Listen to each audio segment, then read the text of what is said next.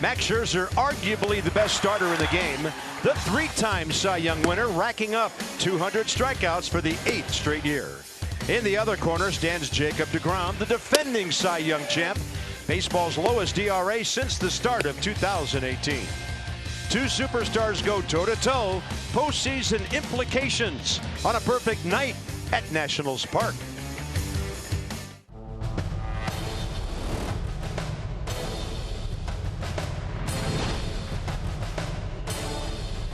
It was a hot one in D.C. today. Things have cooled off a bit. The Nats would like to cool off the Mets, who had a good weekend in Philly, and then they won here on Labor Day. Here we go, the tale of the tape. It's two of the best in the business. We go back to the start of the 2015 season, Max's first as a National. The numbers don't lie. Scherzer is the dominant guy, but we know what Jacob deGrom is capable of, and it kind of feels like opening day all over again when the game was decided by one swing very early. Yeah, it was a good game. It's the third time they face each other this year. This big boy baseball tonight. Two of the best pitchers in the National League going head-to-head. Max Scherzer's been building up to this one. 71 pitches, his first start off the IL against Pittsburgh. 89, his last start against the O's. He told me the other day, Carp, he still doesn't feel like he can go throttle up. He felt good after his last start. I think he's going to go full throttle tonight against the Mets. Davey Martinez said 90 pitches. This is all up to Max. He's been waiting for the Mets. He's been waiting for the Braves. He's been waiting for Jacob deGrom. Mets better since the break. deGrom a part of it. 9 starts, 4-1 with a 1.5 ERA, 186 opponent's batting average. The Mets rotation kind of goes as he leads the way. Yeah, this guy's absolutely dealing this year too. Fastball in the upper 90s. He'll stay away early. If you're the Nats tonight, hack. This guy strikes a lot of guys out. 214 strikeouts on the year, second in the National League. He's only walked 39 batters. So those are the pitchers battling. How about the battle of the fans in this one? Yeah, the Mets folks have been here in full force. Nats fans are feeling good. Some of them even talk to each other. This one's not over until the guy with the Viking hat sings, and it's deGrom, it's Scherzer. What a night this should be at Nationals Park.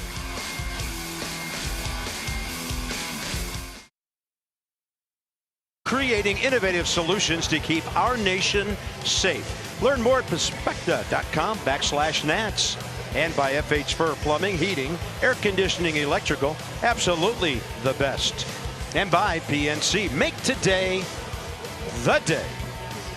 And this is the day for great pitching, at least we're expecting it. Some hitters will have to stay in the fight against these two tonight. deGrom 8-8, Scherzer 9-5, but it goes way beyond the records. So mostly clear skies, 86 degrees. Not too muggy at the yard. What a night. And Wilson Ramos back in their lineup. The former Nat is hitting 25 games in a row, 42 for 96, setting all kinds of records for the longest by a catcher in nearly a century. It's the third longest streak in the history of the New York Mets, who are 5-10 career against Max Scherzer. He'll make his 20th start against them. You feel like this one's all systems go. You'll see Max Scherzer letting it rip from the first pitch of the game. He's been building up for this one. 71 pitches 2 starts ago, 89 pitches against the O's. He has 200th strikeout of the season last start and an 8-4 Nats win. He got the no decision. Here we go. 7:05, Max right on time, and he misses away to Jeff McNeil to start the night. McNeil 4th in the league at .322. And again, Scherzer 2 for 7 career.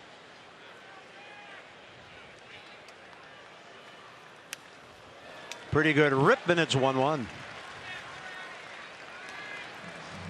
Defense tonight behind Max. Soto, Robles, Parra the outfield. Turner, Cabrera up the middle. Rendon, Adams at the corners. And Kurt Suzuki putting down the digits. Great changeup. Third pitch of the game, and Max with a great touch on it. He has struck out an even 200 batters this year, 4th most in the league, despite missing all that time. He is 2nd in ERA to Ryu and 9th in opponent's batting average at just .220. You know, you're talking about who he's going up against tonight, Jacob deGrom. I mean, he's going to be locked in. He's focused. He knows this game is big. He also knows he doesn't have a lot of wiggle room. deGrom has given up 3 or fewer runs in 17 of his last 18 starts. So Max has to hold the Mets to at least 1 or 2 tonight for his ball club to have a chance, you'd think, based on the numbers. On a ball away, Anthony Rendon positioned perfectly, and he fires to Adams for the first out. Time for T-Mobile's connection to the game. The Nats bullpen trending well. Sean Doolittle's back. Others have been called up, and we hope that continues. There have been some rough individual moments, but mostly the Nats bullpen better. So there's Max with the Nats against the Mets since the start of 15. Some dominant numbers. Last 8 road starts. DeGrom almost unbeatable. That coincides with the Mets, who are 16-9 on the road since the All-Star break. Fastball inside. Pete Alonso again batting second in this series. Kept his on-base streak alive with a single in 5 trips yesterday. He's been on board 28 games in a row. And again, Scherzer 1 for 9. The count's 1-1. The crew chief. Who else should have the plate tonight but the 21-year veteran Jim Reynolds? Sean Barber, Stu Sherwater, Alan Porter, first, second, and third.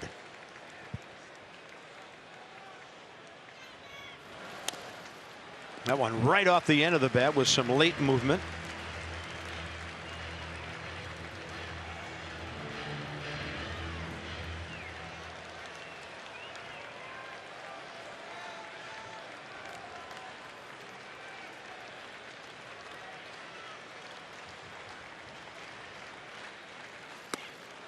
That'll stand him up a bit on a high-tide fastball. 2-2. Alonso second in the league behind Bellinger, who hit his 44th last night. 7th with RBIs, 102.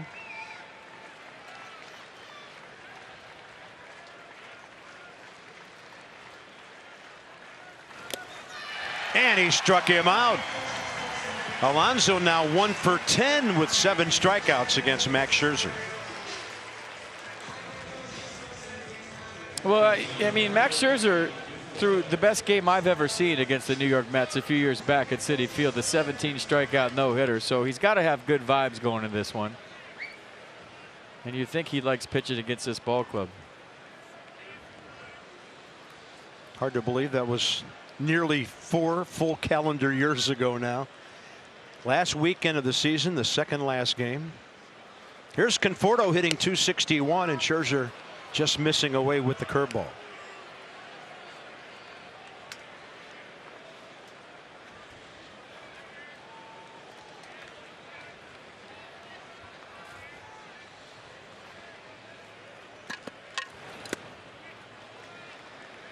Yeah, that was 10-3-2015. It had a game score of 104, and it's known as the best no-hitter ever. And Wilson Ramos caught that no-hitter. The 25-game hitting streak on deck. As he did.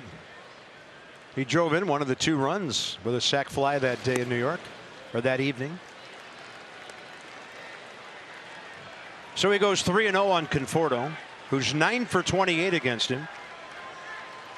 Michael Conforto 4 career homers against Scherzer. Outfield a bit the other way, infield a pull.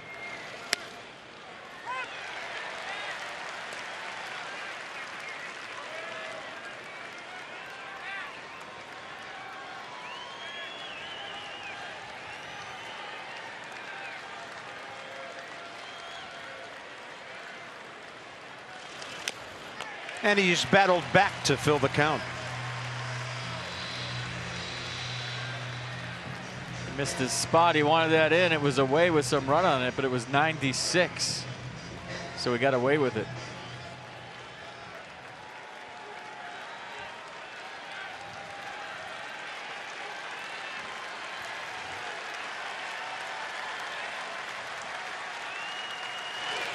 From 3-0 to strikeout number 2 and number 202.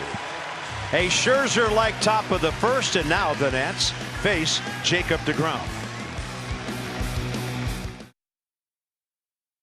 Trey Turner against the Mets. All over the bases this year, slugging well, 9 runs, 8 steals. That's 8 of his 30, and he has 10 career hits against Jacob deGrom. Notice as Drupal Cabrera in the number 2 spot. Adam Eaton has what they're calling a bad bone bruise or a contusion. could be available to pinch hit later. Parra back there in right field. Victor Robles back in the 8th spot. Here's DeGrom.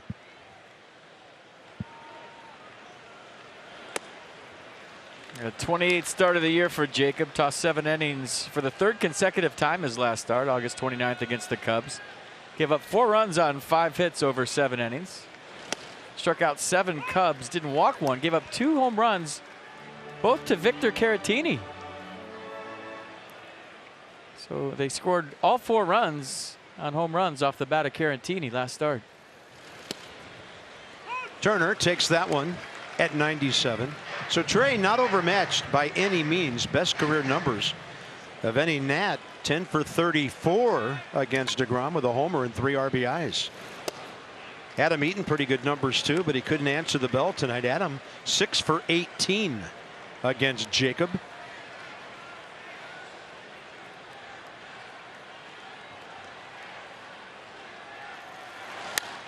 And this one high in the air, short on the right side. Panic out, Conforto behind him.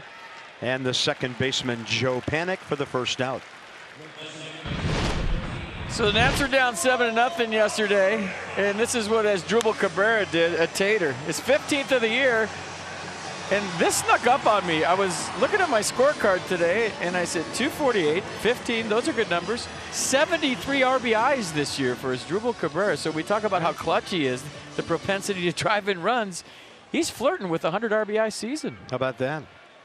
And he has 22 in 18 games as a Nat to get himself to that level. 317 with Washington. And overall on the season, the switch hitter 244 from the left side. And DeGrom paints the outside edge, 1-1. I remember last time the Nats faced the Mets and Jacob DeGrom at Citi Field. It was that Sunday game. They had the bases loaded, 2 outs in the first inning. And Asdrubal Cabrera hit a ground ball to first base.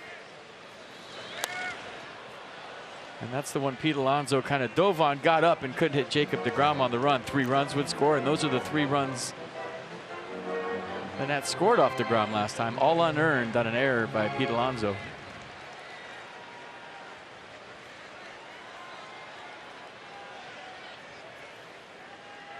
Well, Asdrubal had a single as a thought on the bunt. He's going to launch another one to right center. And this ball at the scoreboard above the glove of Brandon Nimmo. And Asdrubal Cabrera has gone way long to that same gap twice in a row. Runner at second, 1 out. Dude can flat out rake, can't he? 22nd double of the season. And this is a box you have to check against a guy like Jacob DeGrom. There goes a no-hitter, a double off the wall. High fastball, belt high, got on top of it. It didn't have the sound, so I wasn't thinking it was a home run, but halfway up the scoreboard in right center. Little mommy shark back to the dugout, and Anthony Rendon has a chance to add on to his 111 stakes. Or does he? Yeah, first base open. How will they approach this? Rendon 5 for 31 against Jacob DeGrom, who's walked him 7 times over the years. Already scattered MVP chance, and DeGrom gets ahead. Anthony's been on base 18 games in a row now, batting .444 over that time. Double walk his last 2 times yesterday.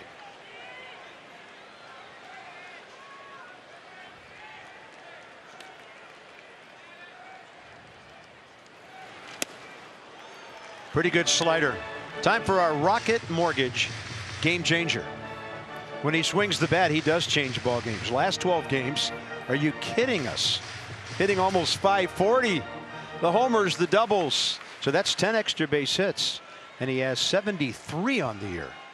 The OPS out of sight.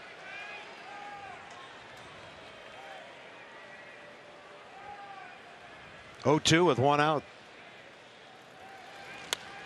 And he'll guide it to the right side. A 1-hopper to Alonso. Overhand lead throw to DeGrom. Cabrera to third, 2 down. There's your Mets D tonight. McNeil, Nimmo, Conforto the outfield. Guillorme, Frazier left side. Panic, Alonso Right side, and Wilson Ramos behind the plate. He's locked in, 25-game hitting streak. We'll see him next inning. A 2-out chance for Juan Soto.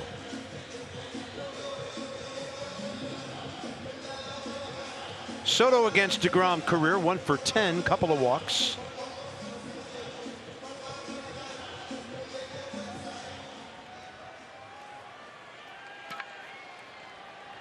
Nine for his last 20 with 10 RBIs in 5 games.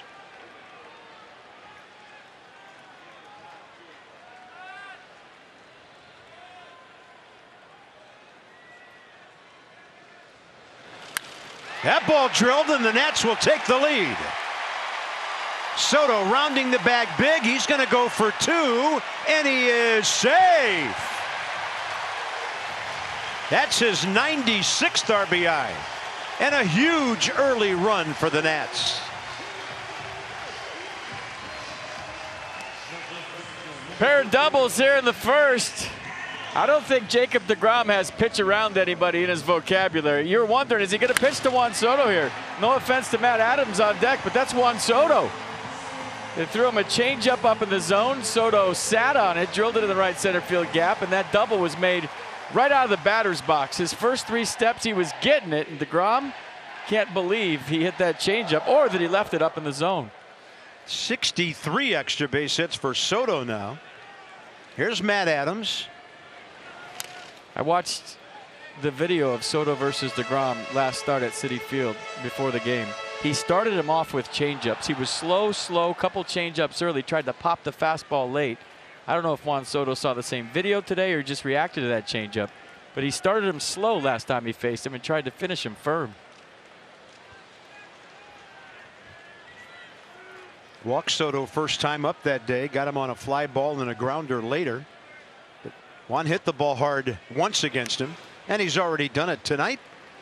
And here's Matt Adams, who has 4 career hits and 2 batted in against deGrom.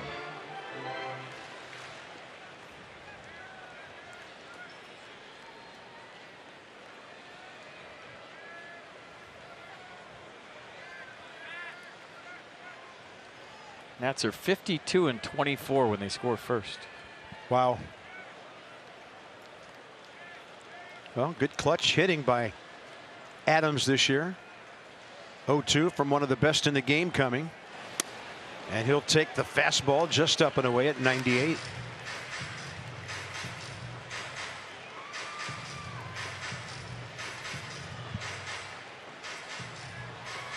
So 2 hits already against a guy with a .214 batting average against and a .266 ERA.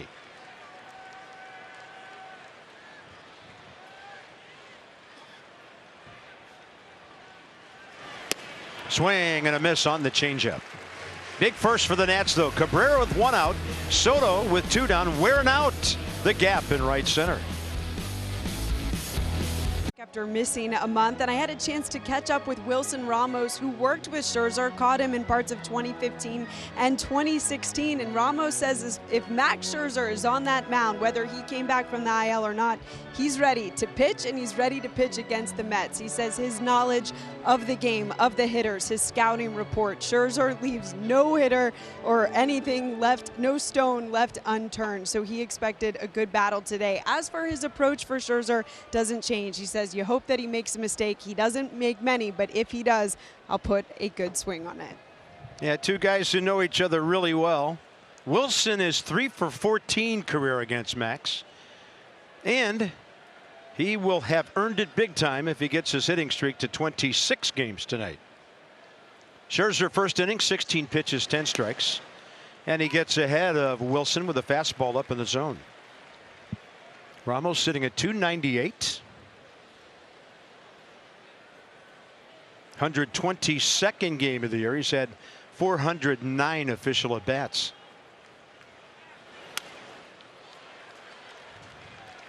Catchers with long hitting streaks. It doesn't happen much, but some familiar names in recent years. Benito, so athletic. Sandy Alomar Jr., pretty much the same. John Flaherty was always solid. Victor Martinez and Paul Lo Duca, who played part of his career late with the Nats. Brian Harper, Minnesota Twins earlier. 0-2, and that's slown away.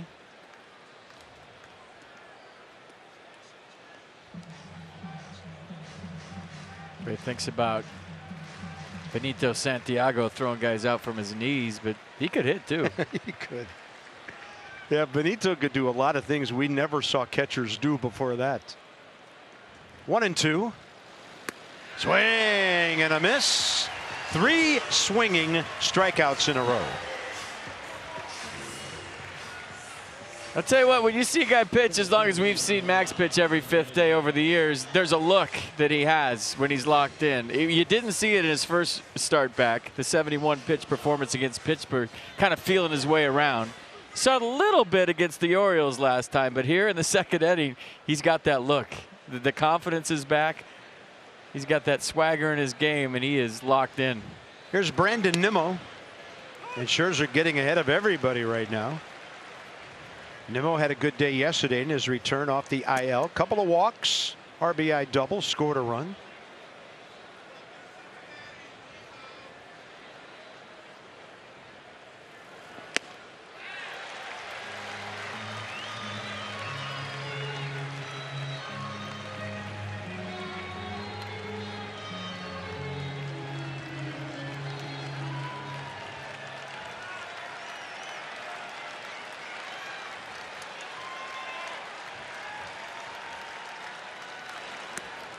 And he goes change up after the heaters.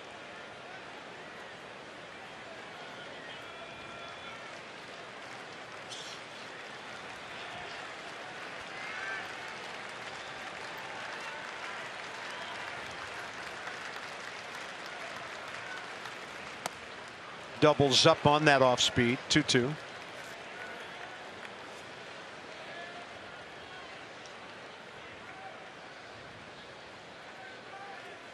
Another left-handed batter, Joe Panik, awaits.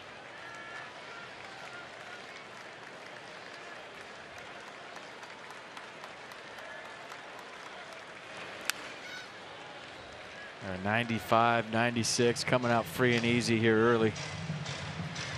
He had a reach back 96 to strike out Chris Davis his last start. That was the highest velocity we saw on August 28th.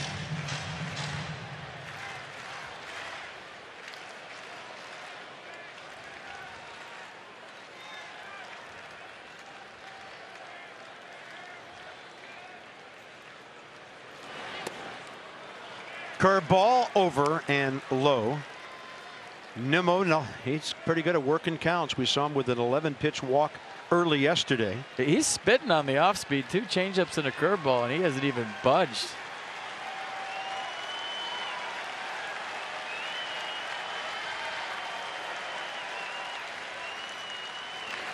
And Scherzer misses with the fastball. Brandon Nimmo, a pest to the Nats again. Next up is Joe Panik, who's 2 for 15 against Scherzer. All right, come out to Nats Park on Saturday, September 14th for Oktoberfest in September. The first 20,000 fans ages 21 up receive a Nats Beer Stein. That's presented by StubHub. So 405 Braves Beer Stein. Be here. Visit nationals.com/tickets. Panik, 260 for the Mets in 22 games, 240 overall, including his time with the Giants.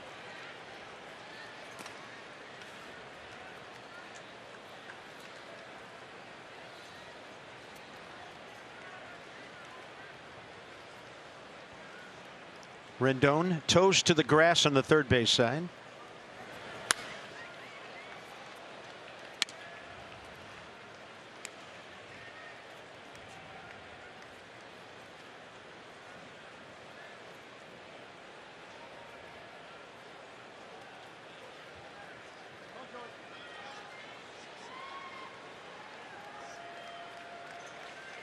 Panik choked up on that bat now, 1-1. And the changeup, 2-1.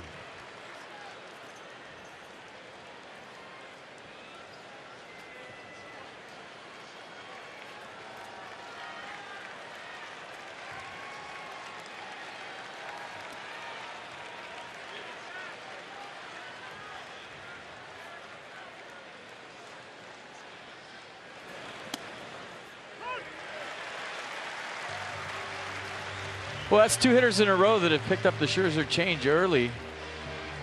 You usually see a hitter 2-1 geared up to hit 96, and they swing through that changeup. Nimmo took 2. Panik just took 2. I wonder if they're seeing it early out of Max's hands. Usually you see a swing through there 2-1.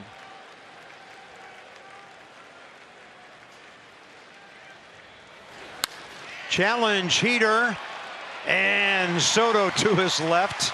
He came up ready to fire back to first, but Nimmo got back quickly. 2 down now here in the second.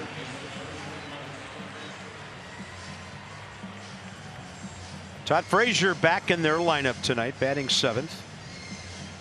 And you also look, Carp, how the way guys are taking changeups. Are they moving their hands and then stopping at the last second, or are they just standing there like a statue? And both lefties this inning are just standing there on the Scherzer changeup. They're seeing it early.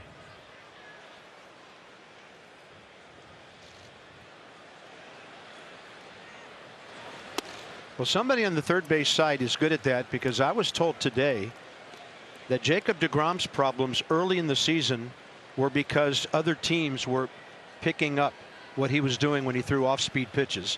And somebody with the Mets looked at hours of tape and they solved the problem, and his results now speak for themselves.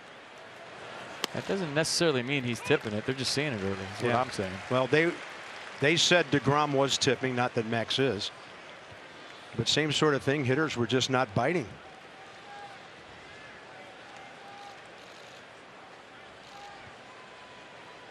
One.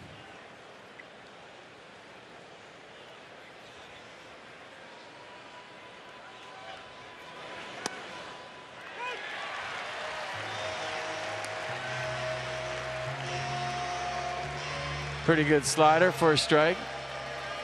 Good frame by Suzuki, catching the top half of the ball, making it look way better.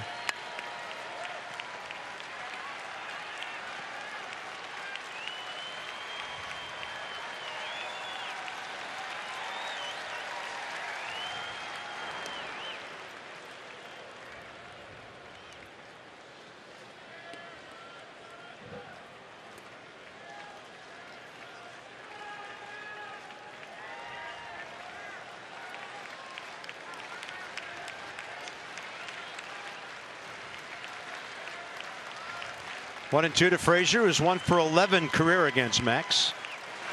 Runner on the move, and Kurt Suzuki couldn't come up with it cleanly, and down to second goes Nimmo.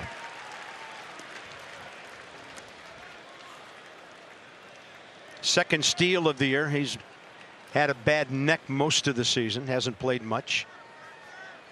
He got a great jump. I don't know if you're throwing him out if you catch it. He did kind of pause when he looked back to see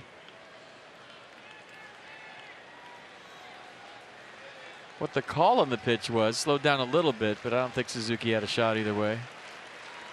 2-2. That thing way off the plate inside. Todd Frazier somehow got a piece of the handle on it.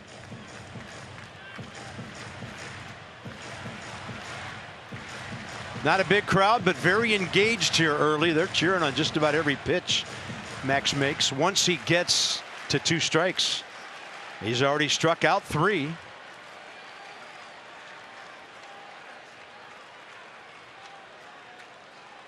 Two. Got him on the change.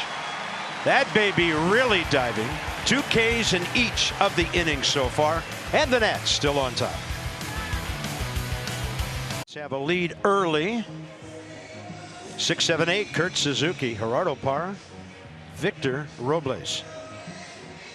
First inning, deGrom 17 pitches, 13 strikes. Kurt Suzuki 12 for his last 40. That's 300. 11 RBIs in his last 9 games.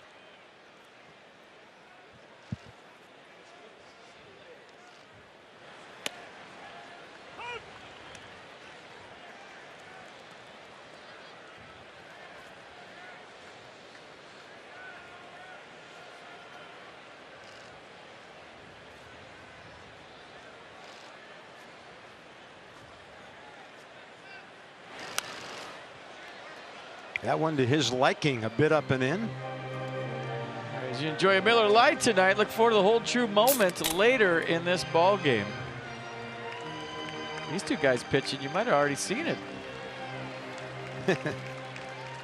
Yeah, never know when one swing settles the issue early like Cano's did on opening day. They reactivated him today, by the way. Robbie Cano, the only left-handed bat on the Met bench, as they tried to get as many into their lineup tonight as they could.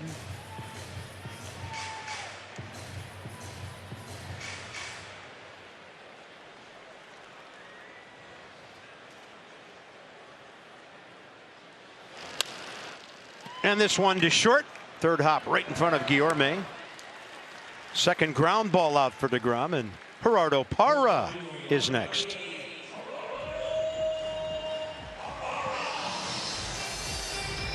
Are we contractually obligated to play this song every time he walks up?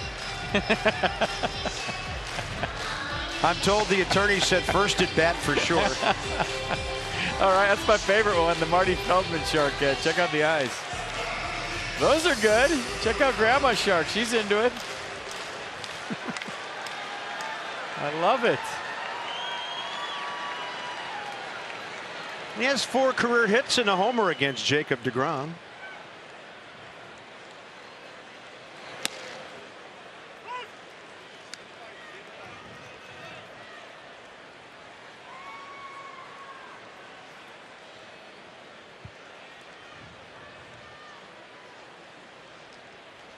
Couple of hits, an RBI and a walk in the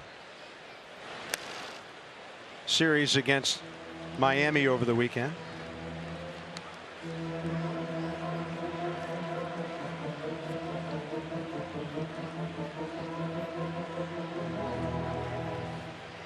Fine line between the Jaws theme song and chopsticks on the organ here at the ballpark.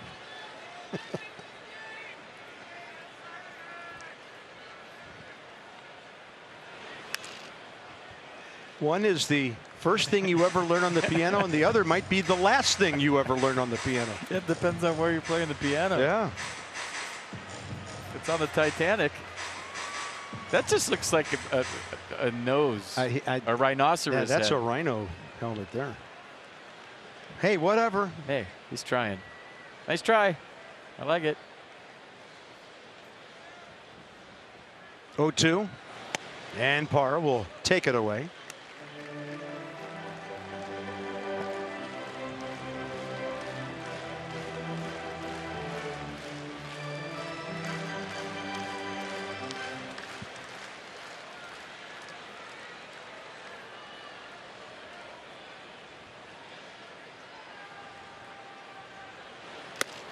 I was watching DeGrom warm up in the bullpen today. We've seen him pitch a bunch. His landing area, Carp, he's so under control. He keeps his head over the mound for so long. But when he strides, his stride is about a foot closer to home plate than Max Scherzer's. Max is on the left. See, the dark one is Max's, and the one closer to you is DeGrom's. But once he sets and goes, he's striding halfway to the plate. He's 6'4". He's got long arms, and with that stride, it's got to be like 98 right on top of you.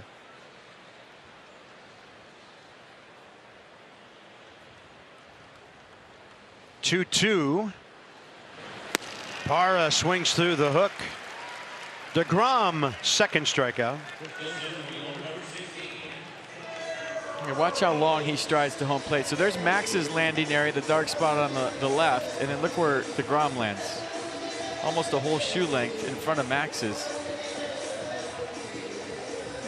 He's on top of you. Well, we hope Max bats in the inning. Victor Robles will try to make that happen. 0 for 3 yesterday. His on-base streak came to an end at 19. Not bad against DeGrom. A walk, 2 for 8 career. And he takes that one low and away.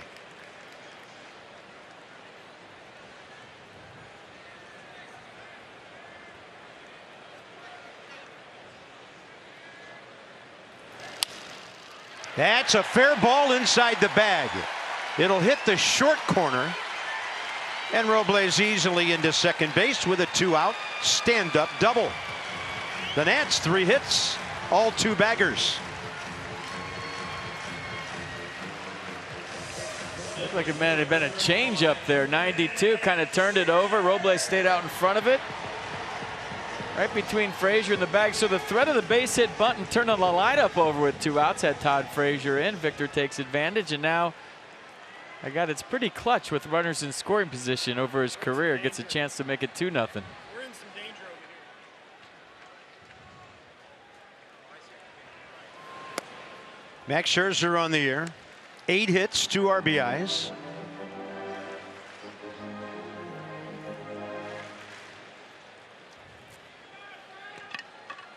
Looking for his first career hit against DeGrom. He's 0 for 8 against Jacob. DeGrom is 2 for 9 against Scherzer when they've matched up.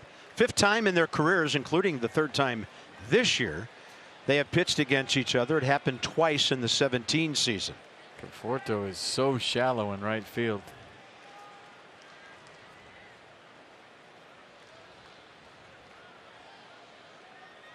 Robles really moving around out there, getting a huge lead because neither middle infielder moving at all, and he can get a good 20 feet or more off the bag before the pitch is thrown, and then stretching it out further.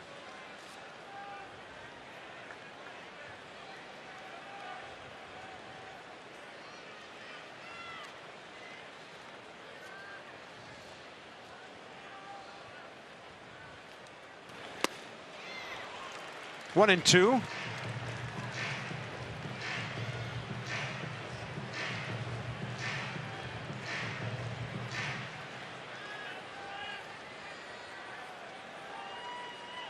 Four for his last 9. That's pretty good.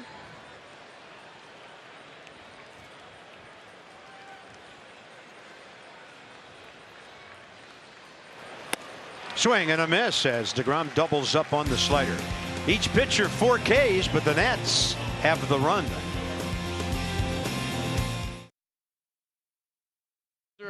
Looks like he's on a mission tonight, and you thought he would be. So he struck out Pete Alonso at 95. The slider to Conforto. Wilson Ramos a fastball up. And a nasty changeup there to Todd Frazier. So 4 punch outs and counting for Max. Your Washington area Toyota dealers help children and their families by making a donation of $50 to the Children's Inn at NIH for every strikeout by a Nats pitcher this season.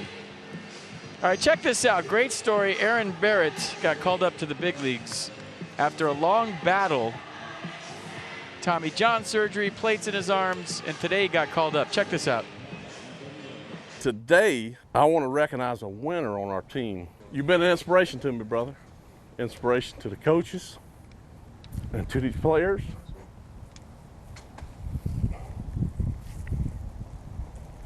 And it's an honor that I got to manage you, but it's more of an honor to tell you going back to the big leagues. Let's go!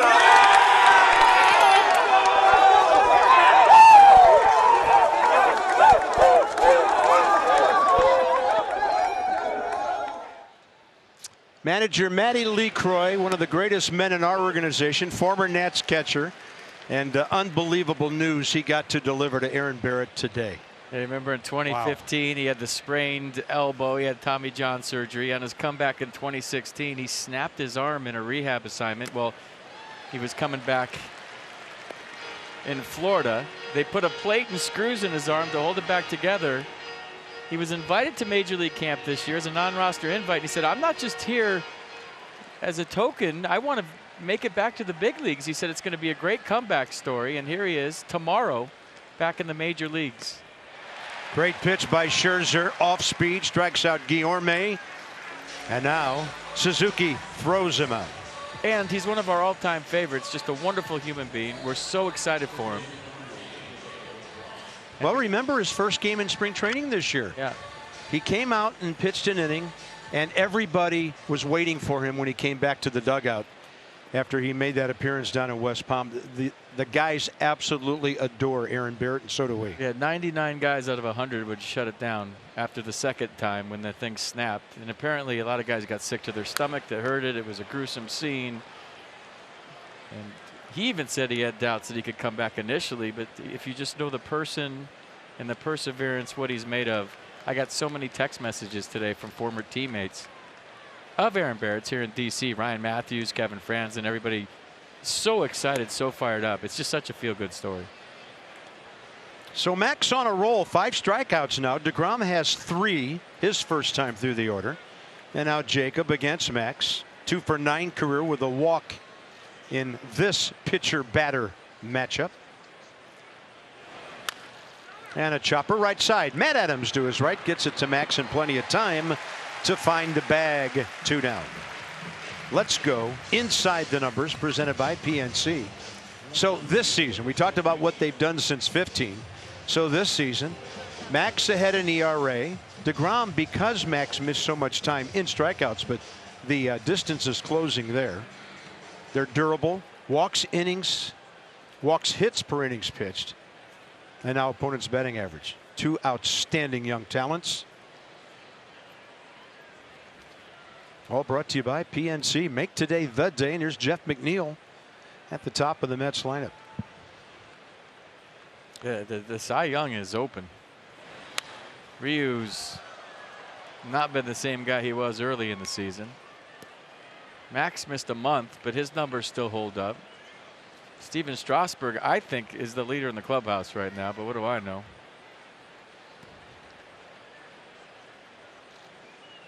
Strasburg's been amazing. 0-1. Another one to Rendon, playing McNeil right where he was first time, and that's it. Scherzer, a very quick top of the third, and only a walk has he given up so far.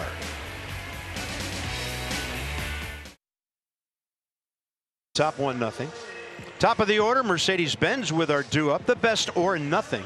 Visit MBUSA.com or your local dealer today and what they've done this year against the Mets.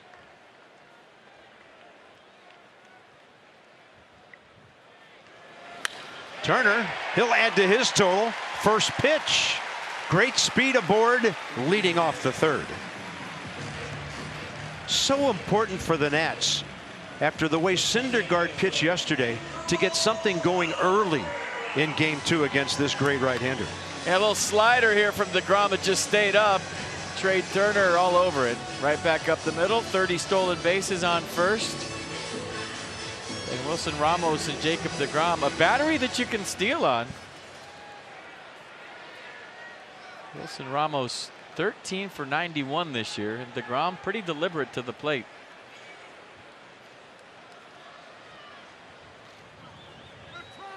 That's why he's holding it, trying to disrupt Trey Turner's timing. Cabrera off the wall, off the scoreboard, right center first time. The go zone is like where he's standing. Trey number 30 yesterday.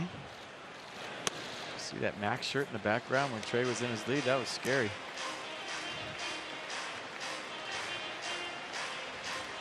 Watch. Great percentage. StatCast AI powered by AWS. The next stolen base will be number 100.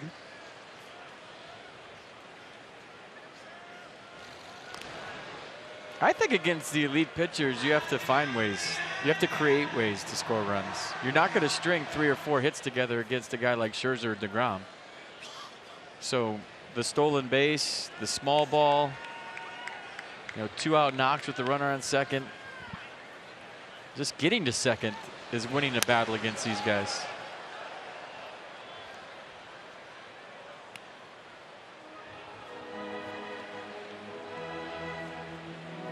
Six minutes short of 8 o'clock. Sky's darkening.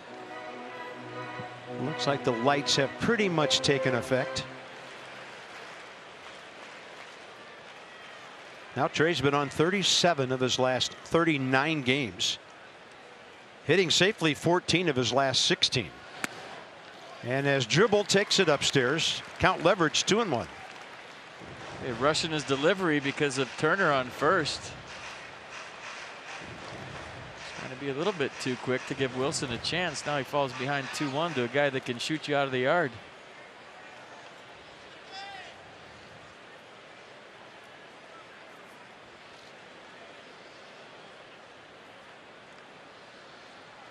There goes Turner. Pitch away. Ramos' throw, a good one, but Trey beat it. Went flashing by the attempted tag by Guillorme. That's number 31, and for the Nats, number 100. A pretty good jump. See the lean? DeGrom quick to the plate. The throw is pretty good by Wilson. Did they tag him on the knee before his hand got there? And the Mets are saying play on. I think if Guillorme kind of looks that tag toward Trey Turner's body, they have him. He was, if you get the center field shot, he wasn't even looking at Turner. He was looking at Wilson Ramos. 3-1 now to Cabrera. Nobody out.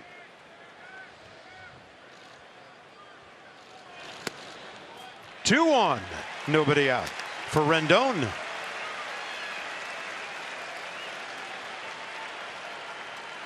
So when you're tagging somebody, Carp, you come to the bag, you catch the ball, and you look at the runner, and you smack the tag up. Watch Guillorme's head here. Look where he's looking the whole time. Watch his head. He never turns around to look at Trey Turner. He just, how does he know where he is? You grab this baseball, you roll your head, and you smack it into his ribs, and you got an out there. But he was still looking at Wilson Ramos the whole time. How would you know where the runner is? Rendon 0-2 first time, and then DeGrom got him on a ground ball to the right side. He's going to hit one to the third baseman, Frazier. Panic will turn the 5-4-3 double play with Cabrera coming for him. And Turner's at third with two down. Do you pitch to Juan Soto here? Do you trust Jacob deGrom to navigate and negotiate one of the hottest hitters in baseball right now, or do you just put him on if you're Mickey Callaway and don't even take a chance? Matt Adams is looking into the Mets dugout right now to see what they're going to do.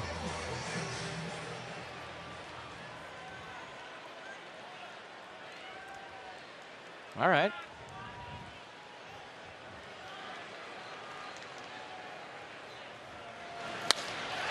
And Soto to left center, but it hangs up for Nimmo. Even when he makes it out, he looks so dangerous. To the fourth, 1-0 Washington. Saturday night, October 3rd, second game of a split doubleheader. He strikes out Cespedes. He strikes out Duda. Curtis Granderson will pop it up, and Yunel Escobar, who had made an error earlier to prevent the perfect game, makes the catch, and Max Scherzer no hits the Mets. 2-0 Nationals. This is interesting. Granderson struck out for the last out in the sixth. Every batter struck out in succession until Granderson hit that pop-up. 9 in a row struck out. Max with 17 on the night. And FP, you referenced the dominance of that game. Yeah, he did it with his fastball that night, and there's the first hit for the Mets tonight. Yeah, so they have a box of their own to check as Alonso leads off the fourth, going the other way. Max Scherzer that night, 109 pitches, 80 strikes, 17 strikeouts without a hit or a walk.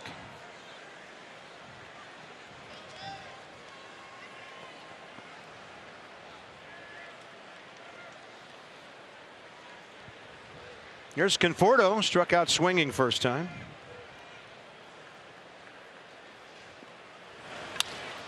Two hits in a row.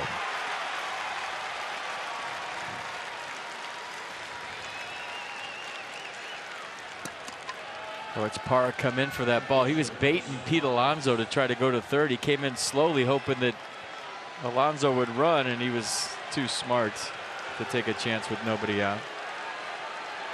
Well, the 7-line Army's not here tonight, occupying that section down in the left field corner, but there are some Mets fans now making noise for the first time tonight. They've had nothing to cheer about until now.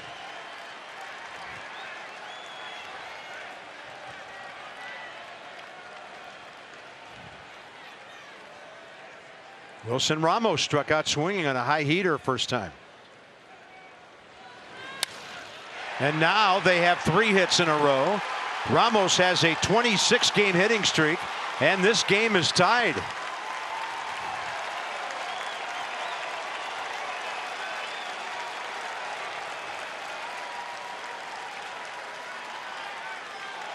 Well, he threw the fastball by Wilson first time up. Wilson took the first pitch, and then he went high fastball to strike him out at 95. And Ramos said, I'm not waiting around this time. No way am I getting to 2 strikes again. He got a fastball middle in, drills it down in the corner, and just like that, Max is in trouble. Runners on second and third, nobody out. Game tied at 1. Brandon Nimmo now. He walked and stole a base first time.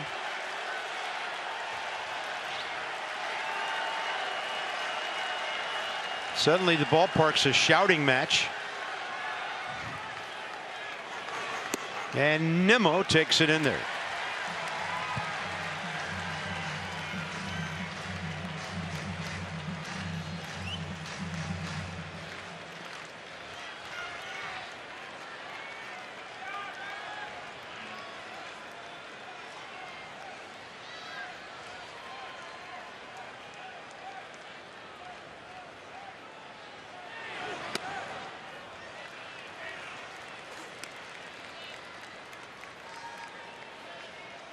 So when you talk about Max's pitch count tonight, circle this inning because these are all going to be red line pitches trying to get out of this jam.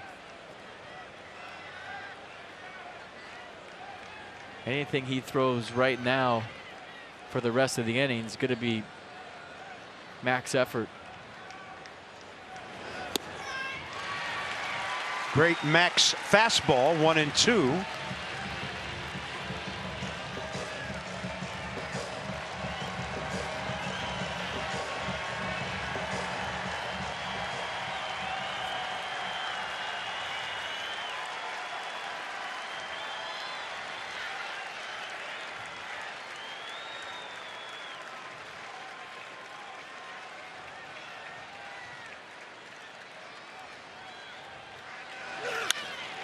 Line to center.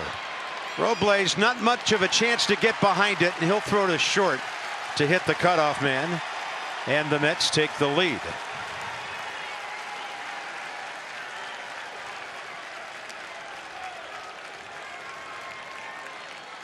Solid at bat by Brandon Nimmo to pick up the run from third.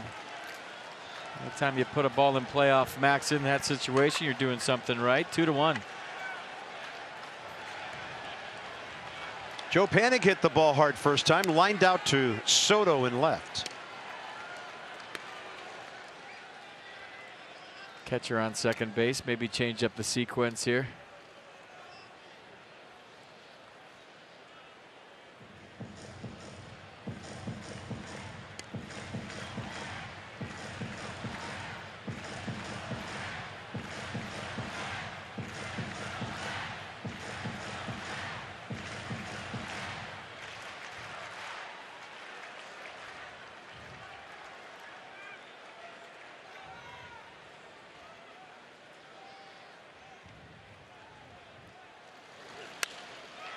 Right center.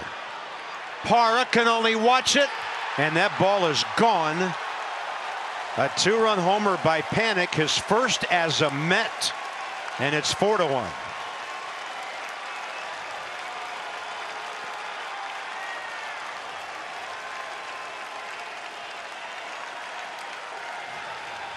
I'll tell you what, Nimmo and Panik both picked up Max Scherzer first time up. Remember, Nimmo didn't swing at the changeups, and neither did Panik. Panik hit a hard line drive to left field to Juan Soto. Nimmo walked. This time, a bullet sack fly to center and a home run.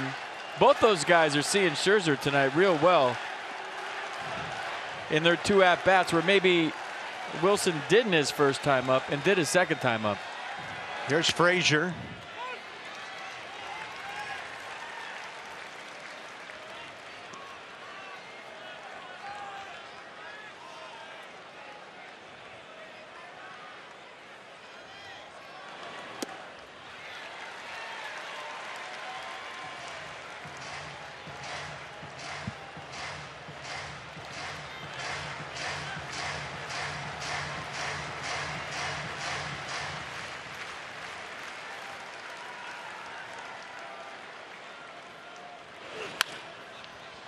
Trey Turner waiting for this one.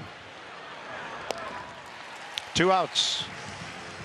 8th Met to bat will be Luis Guillorme, the shortstop. Yeah, first pitch ambush. Looks like a slider up, maybe a cutter at 92.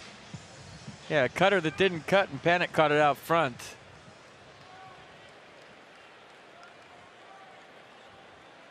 Only the 13th homer given up all year by Max. It's in 147 innings.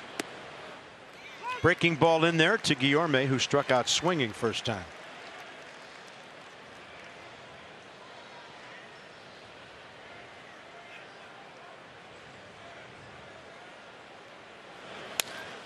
That ball's well hit, right field corner.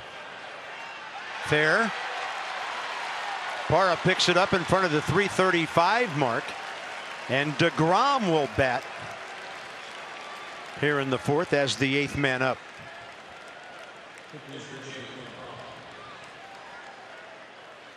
Change up and on the inner half, catches it out front, keeps it fair. Mets come out hacking in the 4th inning, and they're doing some damage. A couple of singles, couple of doubles, a home run. Did not see this one coming. Here's DeGrom, who bounced out to Adams first time.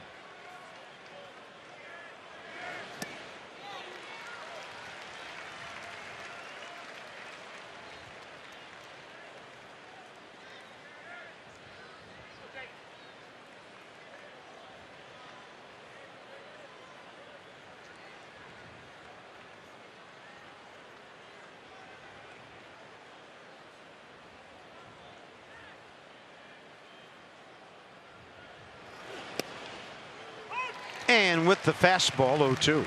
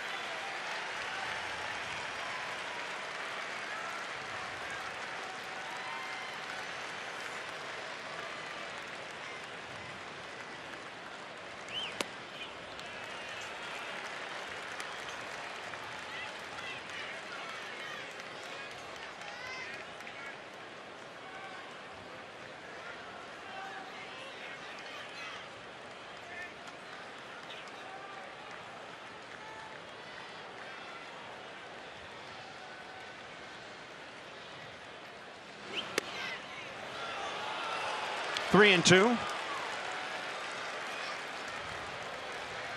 pitch number 65 coming.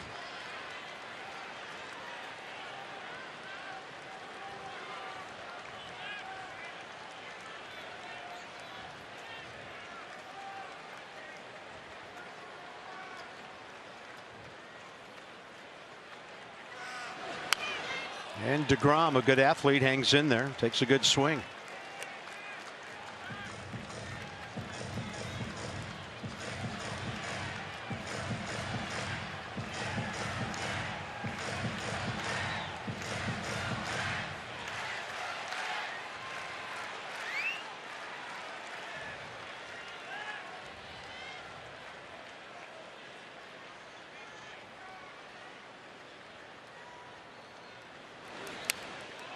DeGrom fighting.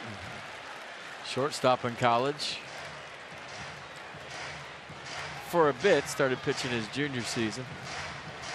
Guy that can really field this position, and he's pretty decent swinging the bat.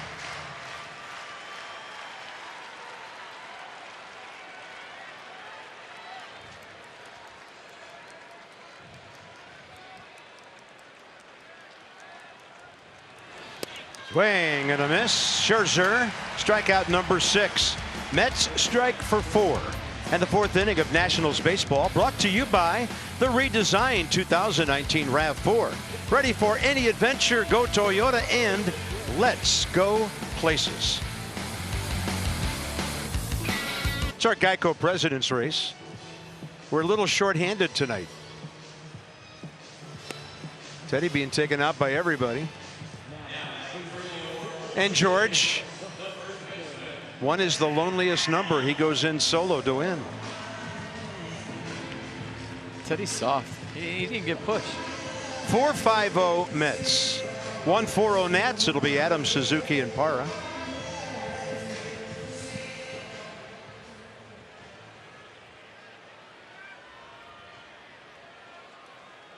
See if you can chip away here.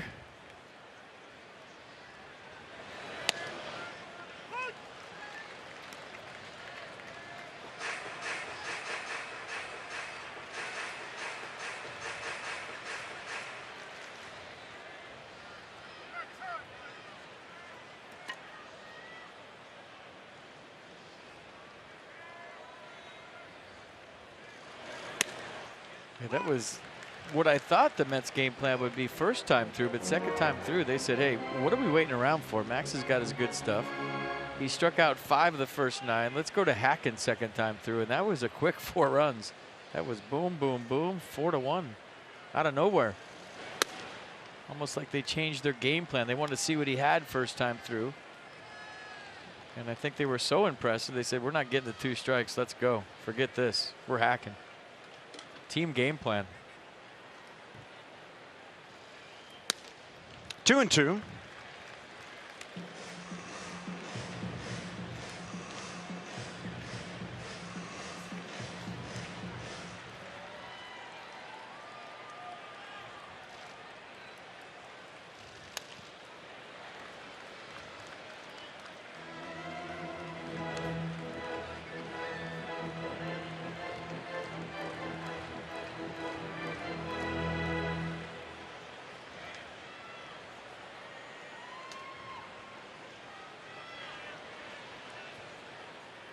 Adams swings through the off speed. DeGrom, 4th K of the night. Matt twice. All right, Taste of the World returns to Nats Park on Saturday, September 14th. With the purchase of a special ticket, enjoy pregame street festival, food and beverage samples from various embassies before the Nats Braves Showdown 4:05. Plus, you take home a cookbook featuring recipes from the culinary team at Nats Park. To get your special ticket, visit nationals.com/taste.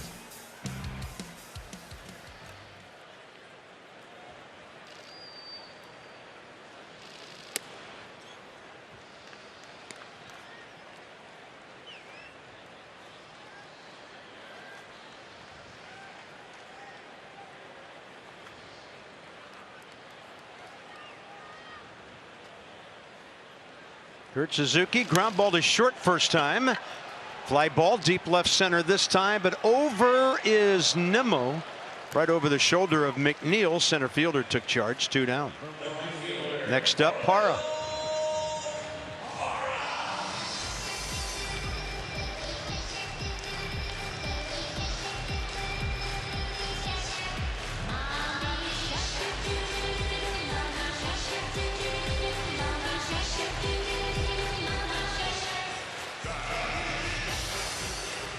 Everyone is getting into it. I like it.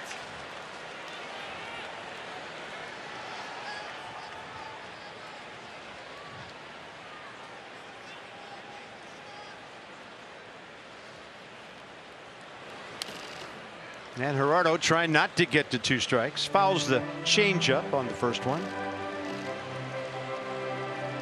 Yeah, that's the thing. If you want to go first pitch hunting against Jacob deGrom, he doesn't throw a lot of pitches with a lot of plate.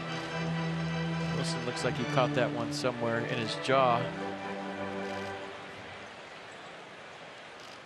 He has such good command of 97, 98. He's always away early with the fastball on a corner, so he's hard to go up there and hack early because it's a pitcher's strike usually early in the count. He bite his tongue? I think he did. Get him in the jaw on the ricochet and then you bite your tongue.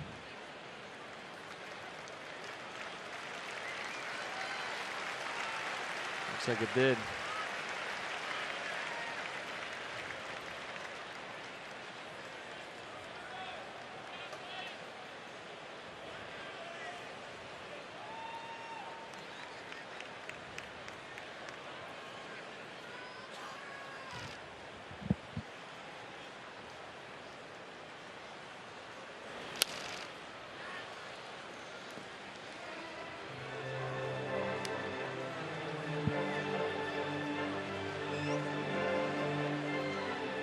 So DeGrom had an 8-pitch third inning. Double play really turned that inning around for him. Nats had 2 on, nobody out. Soto lined out hard. Now he's got 2 outs in the 4th.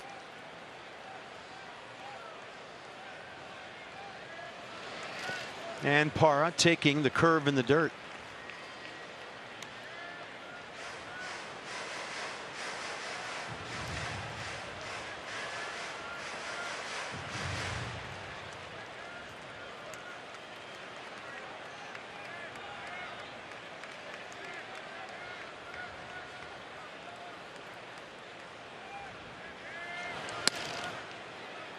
Good take on a fastball that was close. 2-2.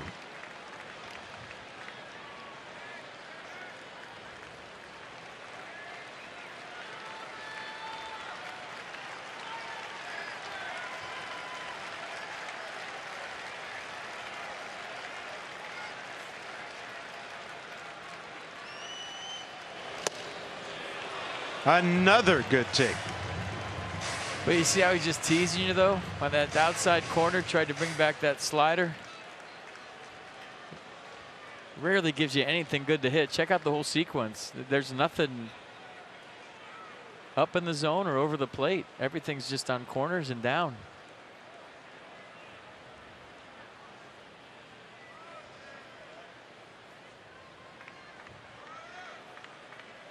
Not to mention it's 98.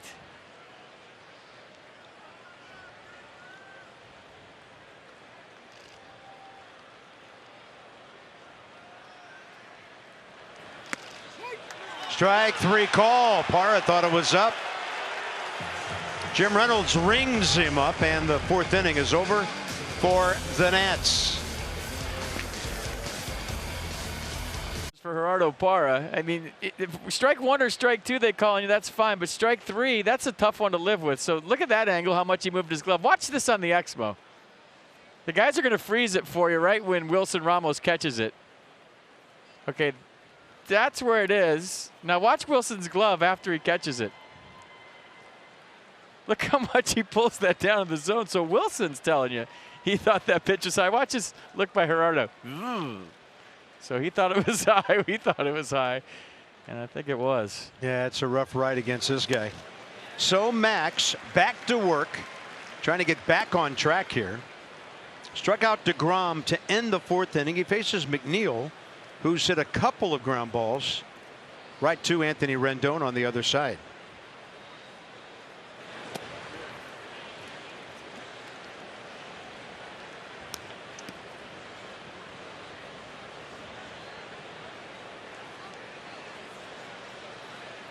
Traditionally better as the night wears on. Mets rather embarking on their 3rd time around the order. And McNeil have pulled this one. Cabrera made the backhand pickup look pretty easy. 1 out. So the Kids Lumberjack Cap is back, presented by Harris Teeter. Sunday, September 15th. First 10,000 kids to come out to Nationals Park go home beautifully dressed. 1:38. Nats Braves that day. Kids run the bases after the ball game. Nationals.com/tickets. McNeil 0 for 3, and here's Alonso, who went leadoff man mode last inning and just reached out and poked a base hit to right field after striking out in the 1st.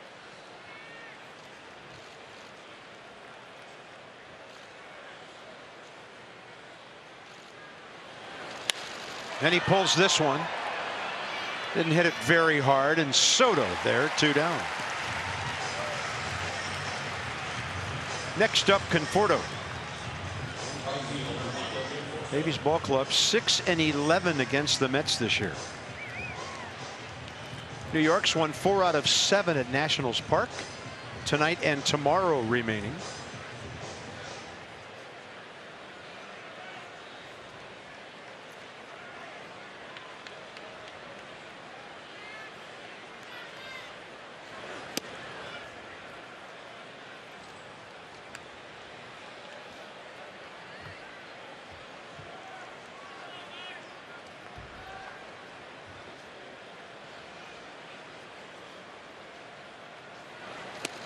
Great changeup. Had the power hitter way out in front. 1-1. Nissan pitchcast. And pretty good change here. 1-0. He's all in on a heater.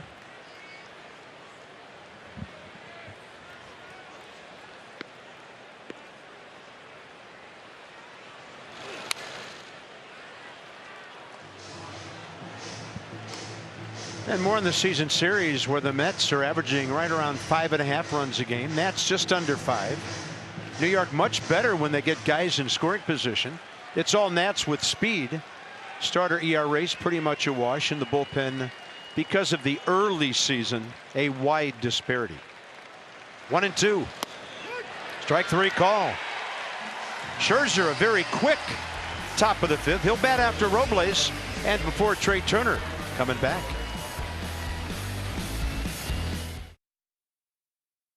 Planet. We'll find out about that soon.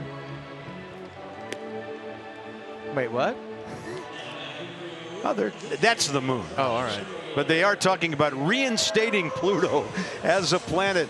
Aristides Aquino, well, the kid with all those home runs, and he gets Player of the Month. Alex Bregman over in Houston hitting over 400. Look at the RBIs. Jock Peterson saved a home run last night, crashing into the wall and hit a couple himself. He and Chris Taylor homered twice. Cody Bellinger hit his 44th in that Dodger game last night. And Jock Peterson had a most interesting night. Hope he's okay. It's all brought to you around the league by PNC. Did Pluto get suspended or something? They named it not a planet several years ago. Oh, that's brutal. I know. I mean, how do you lose that status? It's Pluto shaming. It's lonely out there. That is. It's terrible. Fastball up, and Robles trying to get to it. Double right over the third base bag first time up. Max on deck. Turner to follow here in the bottom of the 5th. DeGrom coming off a 14-pitch 4th inning with a couple of strikeouts.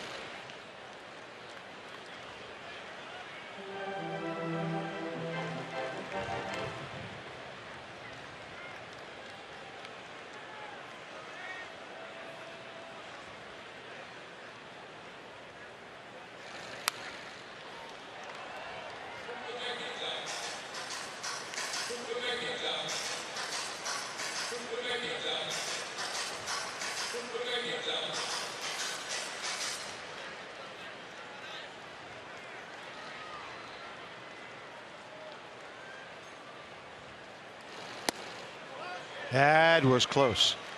On the changeup, 2-2.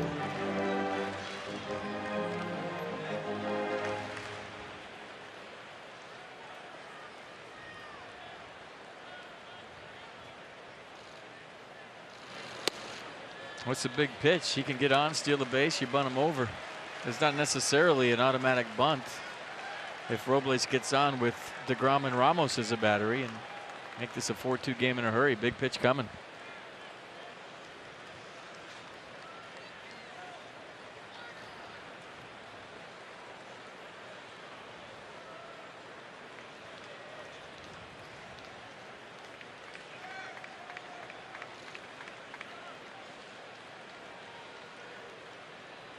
Three-two, nobody out. That's a good at bat by your number 8 hitter. And Victor Robles is on for the second time. 31st walk of the year. And for DeGrom, his second pass of the night. This is where I think you give Victor a chance to steal here instead of just bunting him over on the first pitch and then bunt him to third.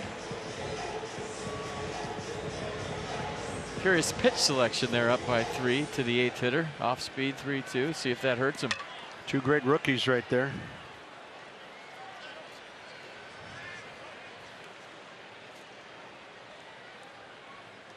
Frazier well in from third, and Max didn't show a sign of squaring there.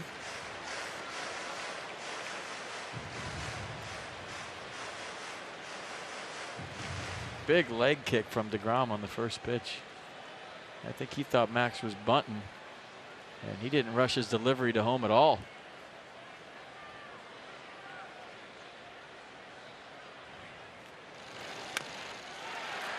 That's a good bunt.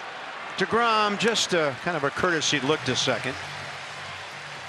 That's 1-3 on the sacrifice. Max's 5th of the year. 2 shots to get the Nats to within 2. Nicely done.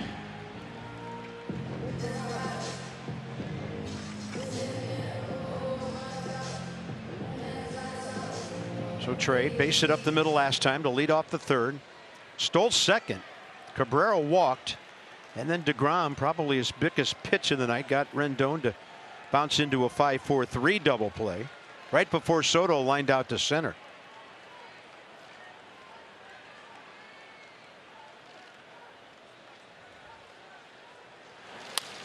And this one to short, ball in front of Robles. Looked like Guillorme thought for a second about going to 3rd. So Victor's there with 2 down. Let's have a look at our Indeed player resume on Asdrubal Cabrera. A double, a walk tonight. Just absolutely raking now. 19th game with the Nats. Batting average up to .328. 3-run homer yesterday. 22 RBIs in these 19 ball games. Just a professional hitter. Righty, lefty, doesn't matter. And he can play all over the infield for Davey Martinez as well. Sounded like a busted bat, 1 hopper to Alonso, and now the Nats fail to score again. They've stranded 4, and to the 6th we go. It's 4-1 New York.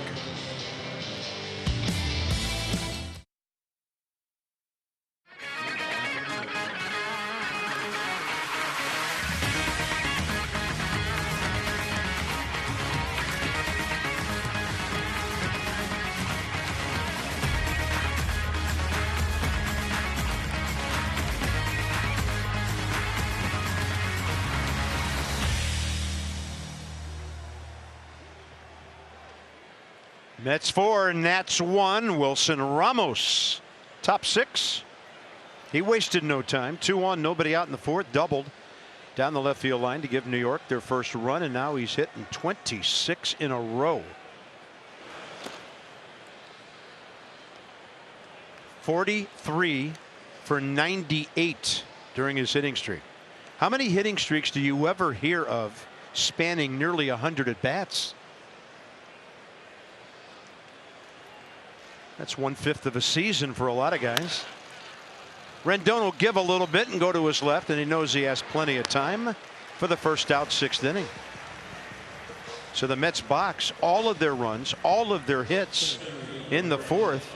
Mentioned the Alonso and Conforto singles, the Ramos double, Nimmo sac fly. He's also walked and stolen a base, and then the big blow, Joe Panik, who made it 4-1 with his 2-run homer, his first in 23 games as a Met. Here's Nimmo, who's been a real pest in this series. On base 4 times, plus a sac fly. Yeah, 2 real good at bats here tonight. 0 for 0. A walk and a sac fly, but some patient at bats against Max.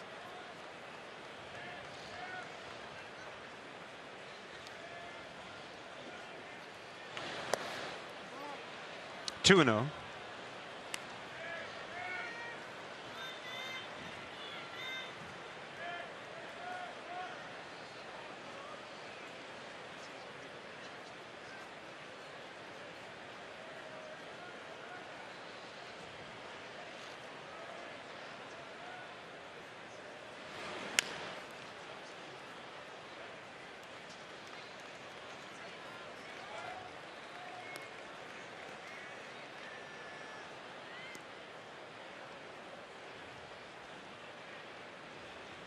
Davey Martinez this afternoon mentioned 90+ pitches today. Max just over 80 now. Big inning to hold him with Rendon, Soto, and Adams due up. That's a great pitch, 94 to the inside edge. That'll handcuff any left-handed batter.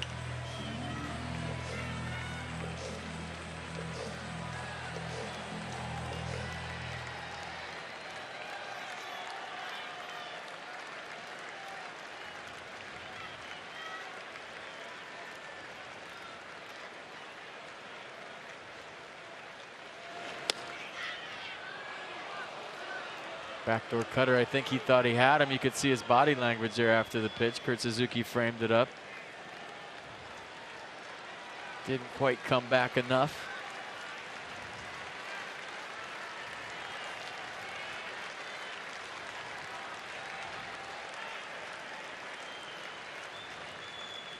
Three and two with one out. And got him in the air to left. Robles or Soto. One takes charge, 2 down. All right, Tony Two Bags bobblehead is coming up Friday, September 13th. Don't want to miss this one. It's presented by PenFed. Celebrate your favorite third baseman. Nats battle the Braves, 7:05. Get your tickets at nationals.com/tickets. This is a good one. Tony Two Bags. That's one of our more clever ones we've seen over the years. Well done. Panic. Okay. He's hit it hard twice. Sorry. Thought you were telling me to do something. No, we're not panicking yet. It's only September 3rd. Cubs just underway at home against Seattle. Nats not getting any help from the Reds and the Blue Jays tonight. Phillies 4-1 at Cincinnati. Atlanta 2-0 at home against Toronto. 0-2 now to Joe Panic. Max is dealing again.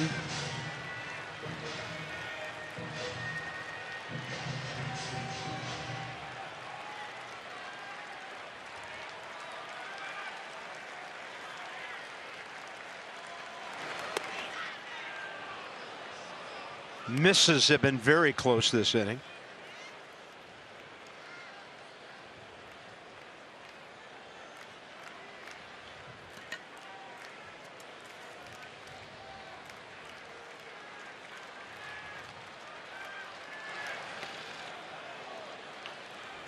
On the appeal, Alan Porter says no.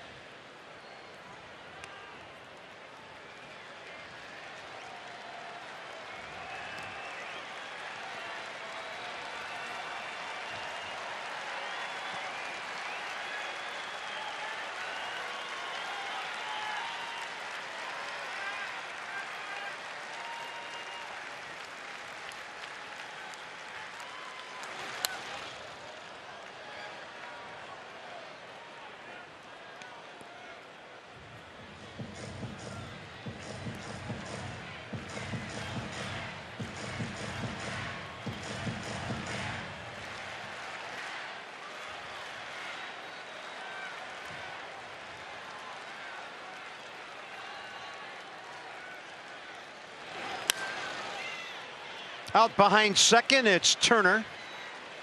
Another solid inning for Max Scherzer, who's now retired 7 straight. Is it getting late?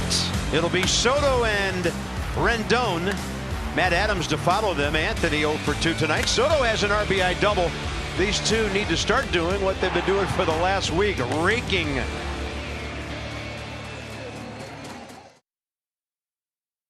Sixty-one strikes.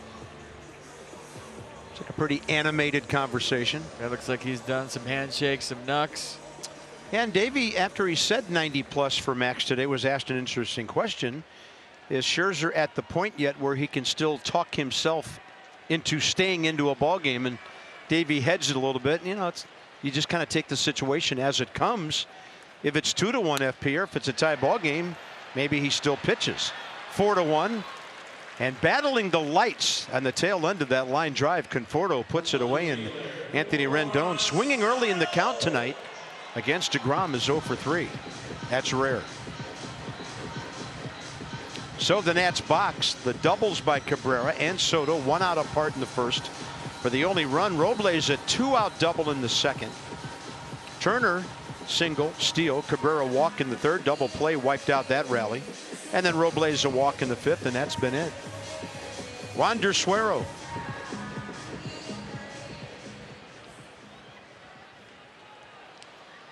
Pete Alonso might have been the key to this whole game so far. Just that leadoff single in the fourth, getting Max in the stretch. And it seemed like once the Mets got Max in the stretch, that's when they did their damage.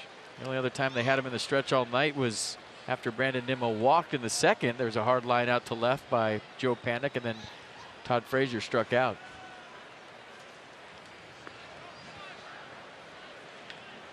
Soto has hit it well twice. The gapper for a run right center. And a line drive to center for Nimmo, second time up. And those were all on the first pitch, like I mentioned before. They decided we're not waiting around. Let's go.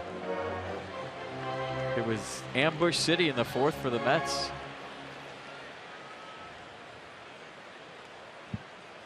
Yeah, and then the other 5 innings, 1 base runner. Nimmo's walk in the second.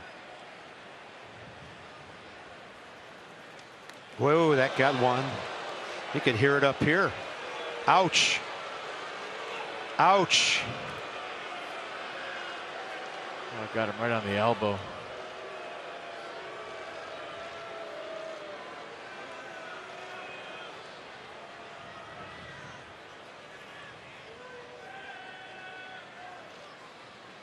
Juan Soto hit by a pitch for the 3rd time this year.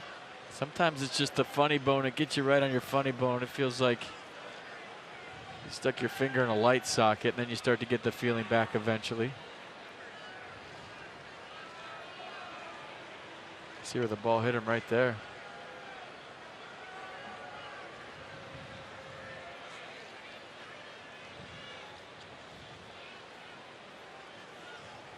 Grip strength. Make a fist now.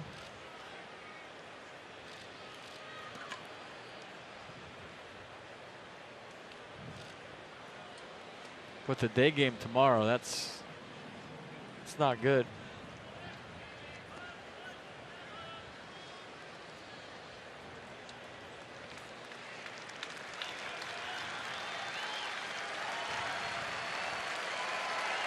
A fastball up and in. He tried to get out of the way, and it just got him on the outside of that right elbow.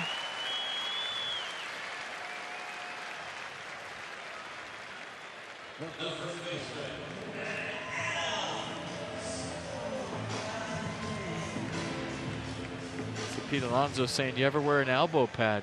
And Juan shook his head, no.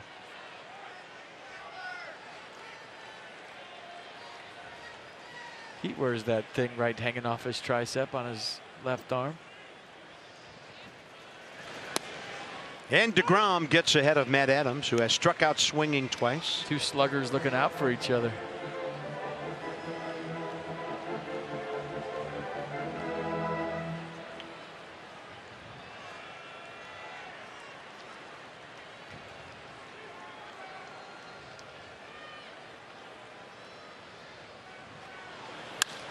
That's Matt Adams busting up an 0 for 19 with a good line drive to right and the Nats.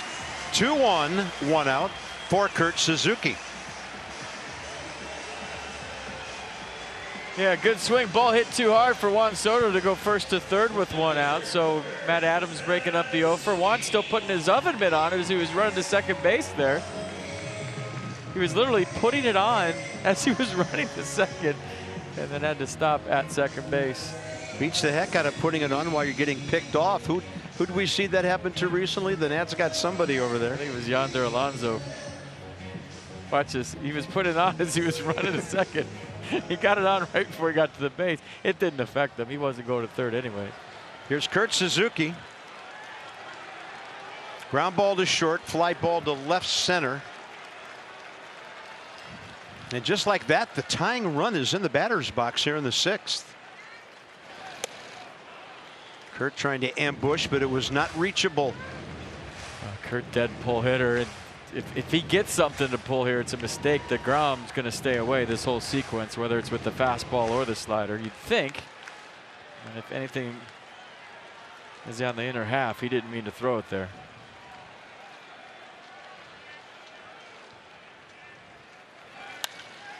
Suzuki pretty well hit out to deep left center. To the wall. It is off Nimmo and off the wall. Soto scores, and the runners will end up at first and second on one of the longest singles you will ever see. But it's a 4-2 game, and Kurt Suzuki missed tying it by a couple of feet. Well, all of a sudden the Nats picking up something on Jacob DeGrom here in the 6th inning. Anthony Rendon lined out to right. Juan Soto gets hit by the pitch. Matt Adams with a bullet. And now a slider that just kind of stays out over the plate. He wanted that to break off the plate. Suzuki went out and kind of pulled it back towards center field. Matt Adams thought Nimmo caught this, and I think he went back to first, and all he could do was go to second. And you saw him tap himself on the chest. He said, my bad, but watch him go back to first here. That's not a good play, and he knows it. He should be standing on third. And if he was, Suzuki would most likely be at second. So here's Parra, and these are the situations where he excels. Somebody should tell him there are 2 outs, because when runners are in scoring position and 2 outs, Gerardo's 10 for 24. I don't think Matt Adams is going to make it to second base even if he tags up there and Nimmo catches it. So there was really no percentage in going back to the bag. He knows it. Well, the tying run's aboard.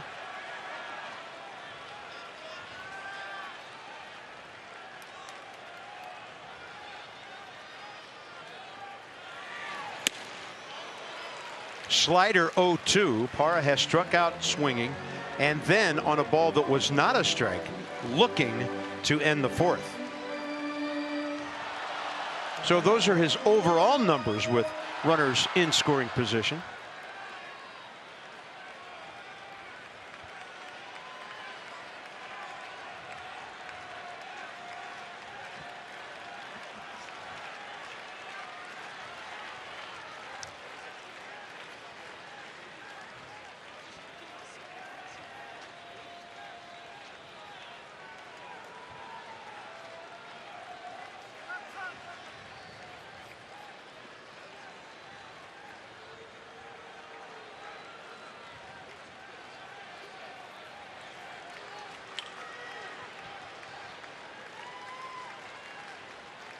Target in. Parra, grounder. And now, because the runners were at first and second, they turn the double play to end the inning. 4-6-3. The Nats, frustrating fashion, settle for 1.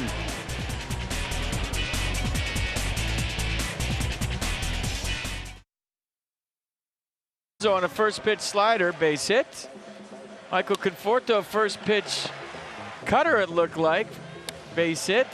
Wilson Ramos, first pitch fastball, double, and a sac fly by Brandon Nimmo, not on the first pitch, and then Joe Panik goes first pitch hunting too. So obviously team game plan. Hey, he's got his good stuff tonight. What are we waiting around for? Let's hack. And they did. Yeah, that's quite a striking turnaround in their approach and their success. So Panik's homer, his 4th, but first as a Met. Jacob deGrom, 77 pitches, 51 strikes through 6. And Max, 90 pitches, 61 in the zone through 6. Need expert printing. The UPS store has you covered. Together, there's nothing we can't solve. And Wander Suero will get the call. Very busy this year. This will be appearance number 66. 71 Ks in 60 2/3 innings. Yeah, cutter curveball change. Cutter in the low to mid 90s. I think he hit 96 the other day with the cutter. 4-2 ball game. 7-8-9 for the Mets, led off by Todd Frazier. He has struck out, grounded to short, and he's 1 for 6 career against Wander Suero. Cutter stays up and in.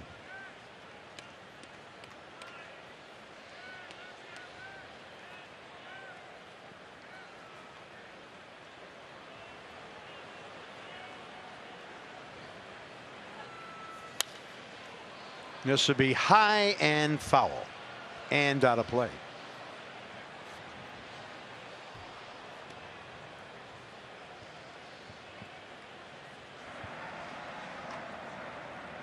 Roenis Elias.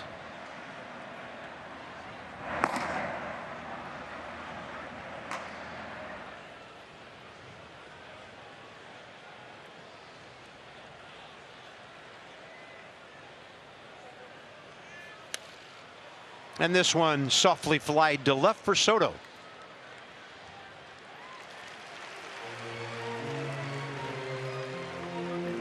All right, the battle for the National League East continues Friday, September 13th through the 15th. So come out to the ballpark, wear red, be loud. Visit Nationals.com/tickets to get in the action. The Braves are coming to town. And after tomorrow's afternoon game, on to Atlanta for 4 this weekend. Here's Luis Guillorme, who has doubled in 2 trips.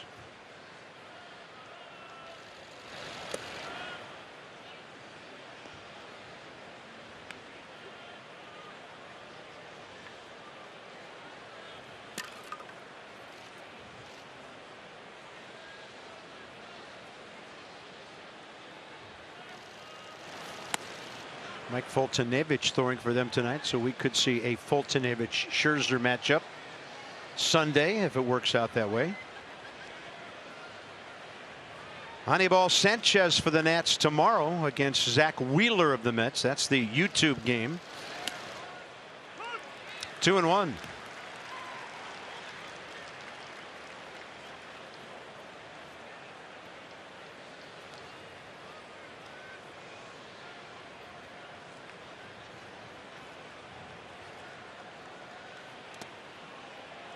That bounced, and Kurt Suzuki just picked it off like it was nothing.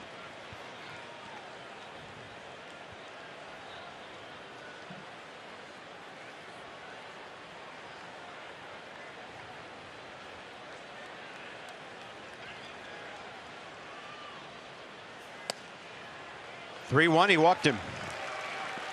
First Mets base runner since Guillorme's double 3 innings ago.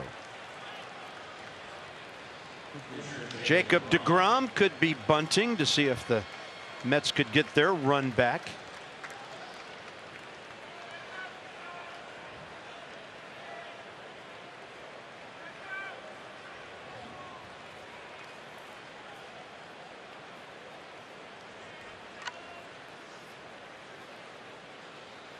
One sacrifice bunt this year.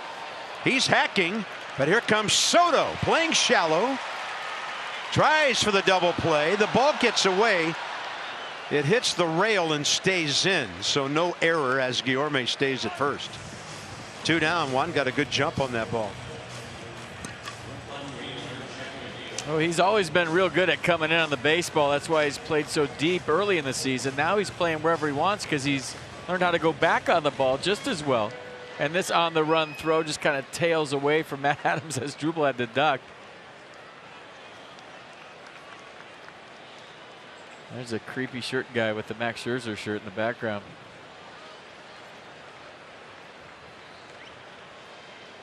Two outs. And McNeil, the hitter.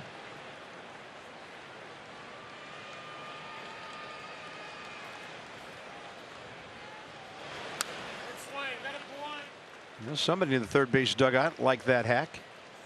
This kid is good. Hit .329 in 63 games last year. His first real taste of regular big league action. This year he's been hitting over .330 most of the year, down to .320 or so now. But since 1969, only Pablo Sandoval has a higher first 2 years batting average than this guy. He won't get to bat because Guillorme just got picked off by Wander Suero. He's got one of the best right-handed moves in baseball. It looked like they tagged him in the back right before his hand hit the bag. Will play on, no challenge, and a big third out here in the 7th. Maybe that changes the momentum a little bit.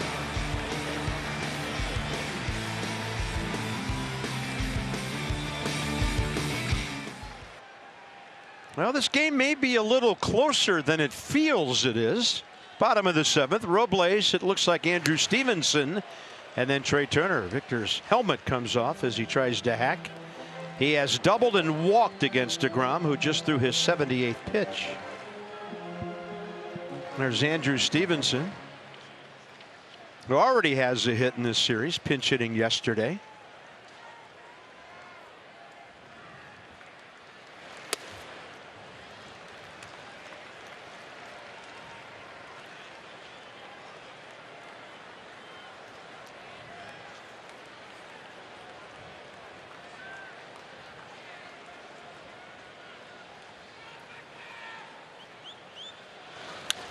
Jammed. Alonso after it. And he makes the grab a step before he hits the barrier. 1 out. All right, Nats fans, watch the Nats take on the Mets Wednesday at 1 o'clock in the MLB Game of the Week. That's live on YouTube. Visit youtube.com/MLB to watch the ball game.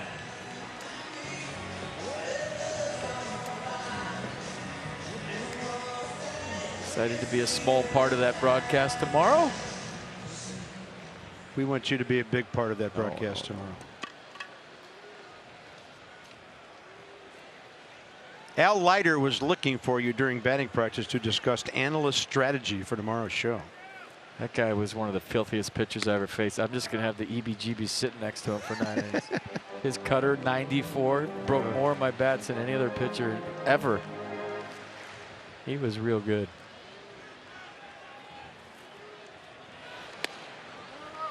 Little bit away, and Andrew Stevenson has a 2-0 count. Pinch hit in the 6th inning yesterday and had a base hit to left center against Noah Syndergaard. One of only 5 Nats hits all day. That's a good take. I mean, every base runner is huge here.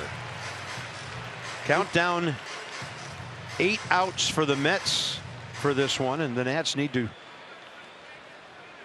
put that off as long as they can.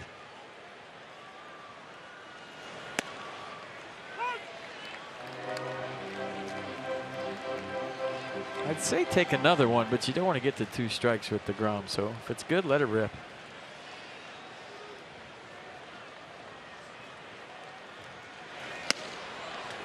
Three and 2.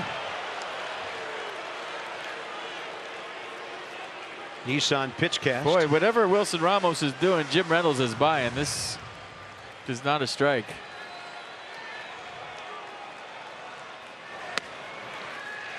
There's ball 4.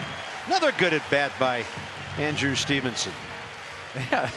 Hey, off the bench, young kid facing Jacob DeGrom. That was a huge at bat. The tie and run the plate.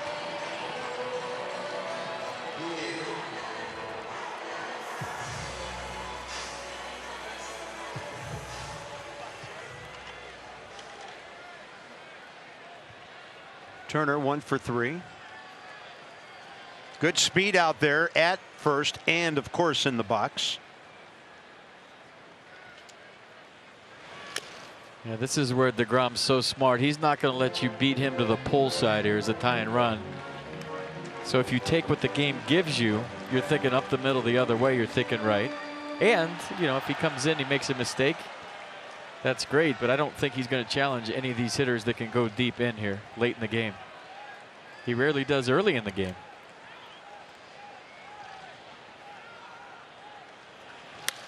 Turner trying to drop one into center, but it's carrying, and Nimmo tumbles after a good running catch. 2 down.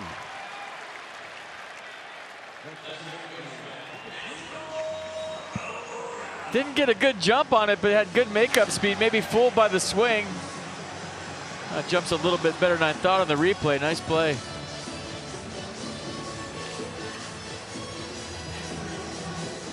I feel like the Mets have missed Brandon Nimmo. He's had a nice series here against the Nats so far. Yeah, when healthy, he's a good outfielder. As I mentioned last night, did a lot of leading off for them. Good speed.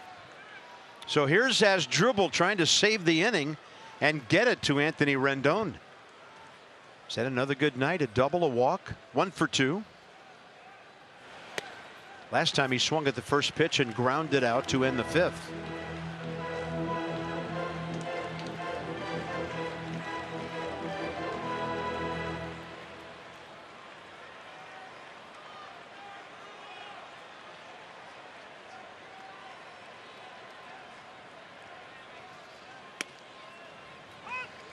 Fastball evens it up.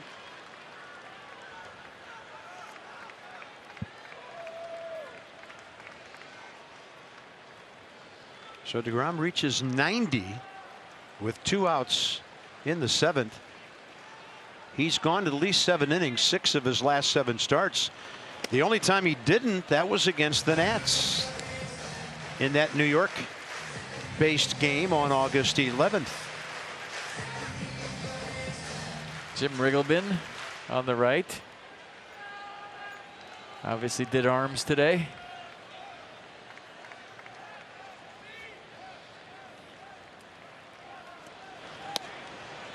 On the edge with the slider. Boy, that's hitting the spot right there. Cabrera's 2-1. He's thinking I'm going to do damage to the pull side, and he throws a backdoor slider that just catches the outer corner of the plate. That's pitching.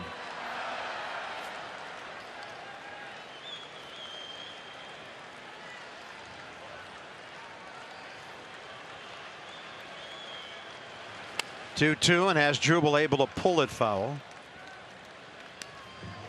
Now he's going to go right back out there, you're thinking, with either a fastball or a backdoor slider on the outer half after making him aware of the slider in with 2 strikes. And he doesn't want to face that guy with 2 on. Panik about 12 feet out into right field on the shift here. Outfield a bit the other way. And on the pitch away, Cabrera takes it. Stevenson on the move and Rendon on deck. Is this a big pitch? Large. It's a big pitch. This is where the crowd can put a lot of pressure on the visiting team.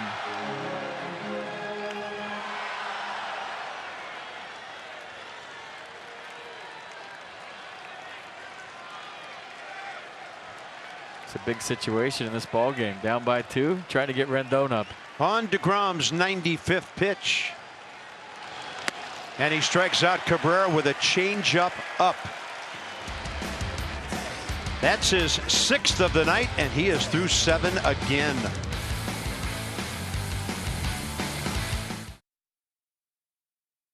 Presented by authority of the Washington Nationals, who want you to stay in the fight and may not be reproduced or retransmitted in any form.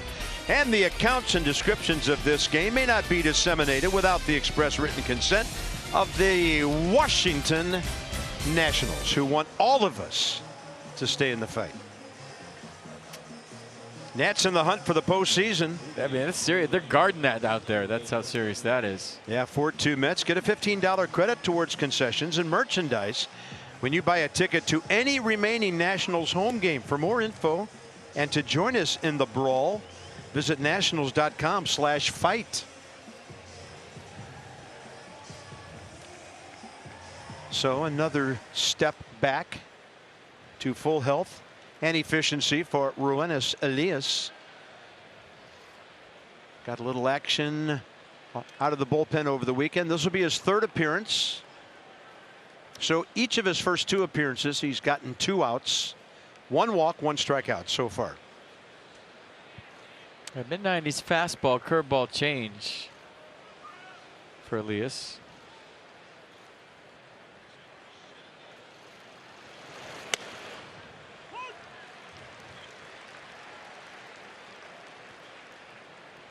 McNeil was at the plate when Guillorme was picked off by Wander Suero.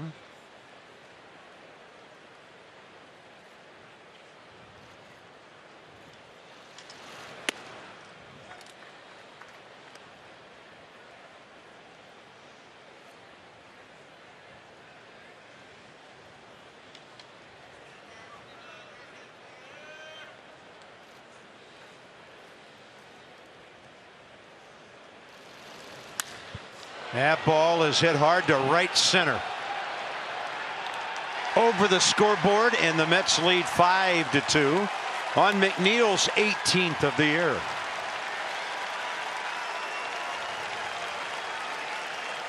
Getting lefties out has been a problem for the left side of the Nats bullpen this year.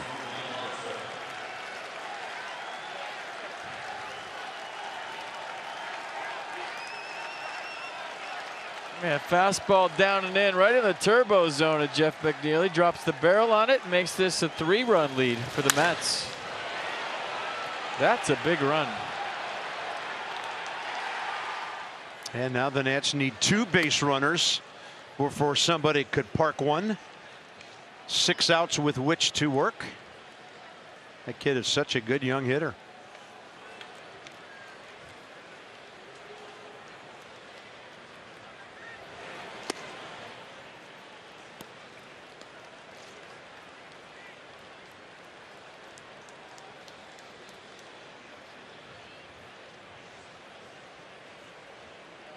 Alonso 1 for 3.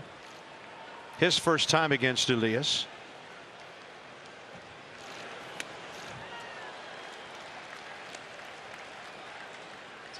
Just choking up, trying to put it in play there, 2-0. Yeah, put it in play on the This guy does Nets extra set. not get cheated. Well, he did exactly that in the 4th inning with that base hit to right. Nobody had touched Max through 3.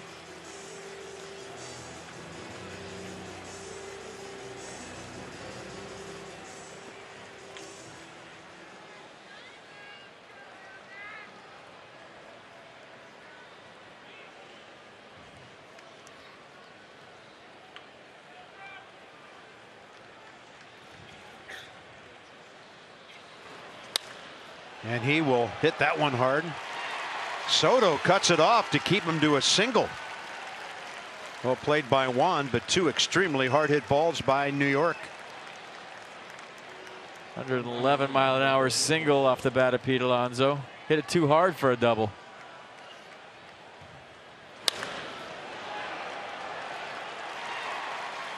A nice play by Juan, but that ball was touched.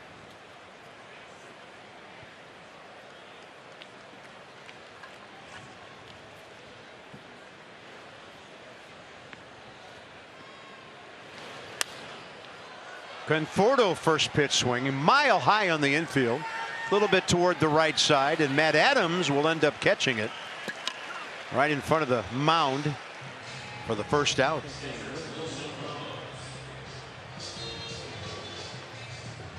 Wilson Ramos is next.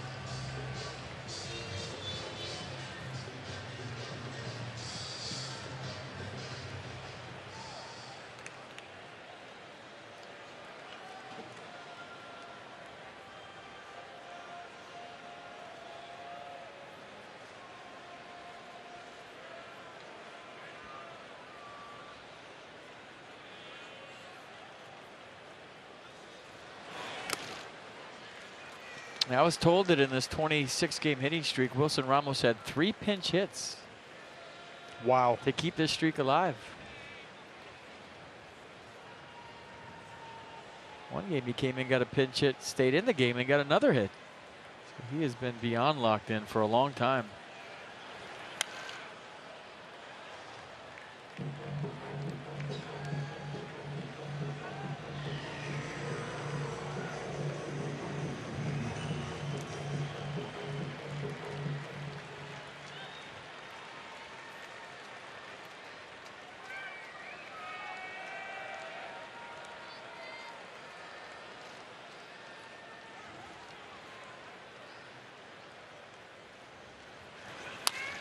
Had him reaching for that one. Fair ball.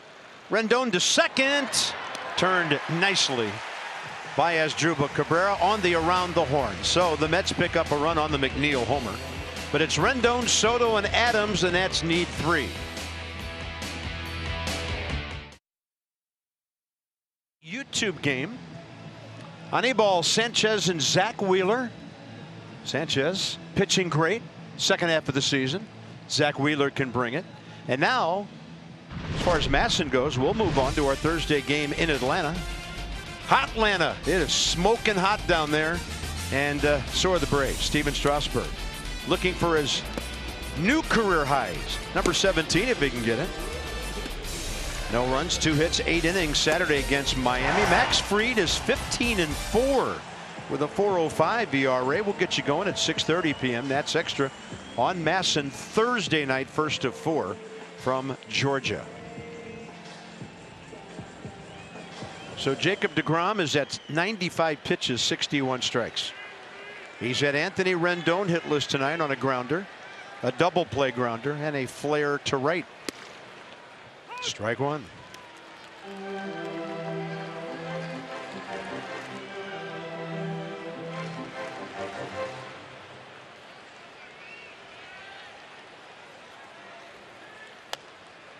And a tapper gets by the mound, and it gets by the third baseman. Somebody pick up that hot potato. And Anthony Rendon is on base for the 19th game in a row. Got to be a hit, right? All right, check out Juan Soto's evening so far. some Fios Exmo, the 100% fiber optic network. Visit getfios.com. So first time up, a change-up up, a double in the gap, a hustle double. That would score as Drupal Cabrera. Then he got doinked on the elbow last time up in the 6th. So is he okay? Nats need base runners. They'll take him any way they can get him. The leadoff single by Anthony Rendon, and here comes Juan. Yeah, here's where that extra run by the Mets a moment ago really makes a difference. So Soto, not quite the tying run. He'll lean back from a slider up and in. And the Nets have DeGrom on the verge of 100 with Seth Lugo throwing out in left field beyond the wall.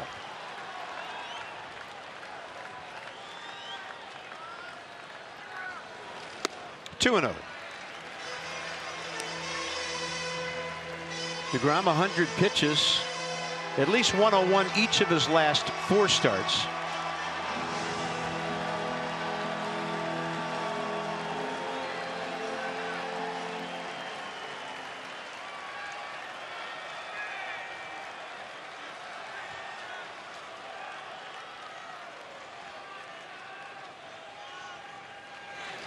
And he was all in on 2-0, and he's all out of here. See you later. Number 32, and the RBI total up to 98. It's a 1-run game.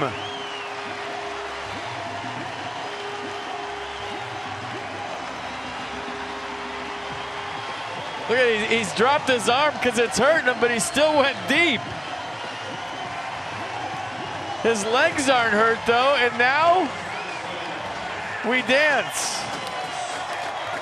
Game on.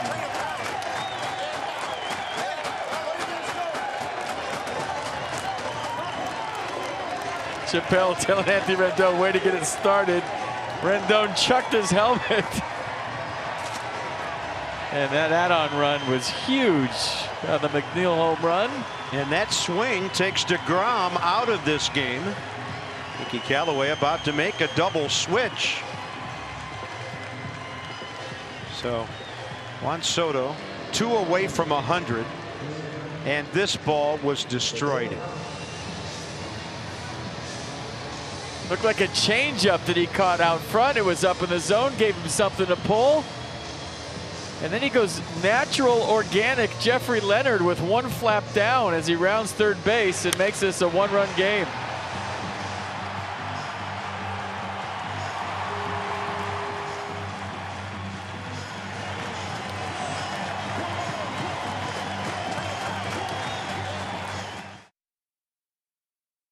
The Nats are a whole lot closer. Still nobody out here in the 8th.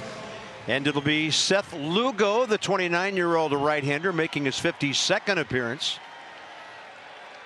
86 strikeouts in 66 innings. He's been a swing and miss guy.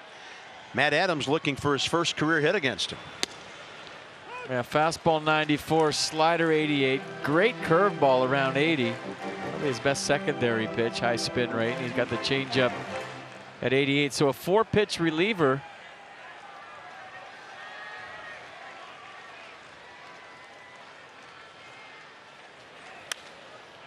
Adams jammed, and to the left side for Guillorme, the shortstop. This could be a 6-out save. He's been their closer in close games. Double switch. Tomas Nido will bat 9th and catch. Interesting. Although he did just bat. Wilson Ramos, one of their hottest bats, double switched out of the game in case this thing goes on for a while.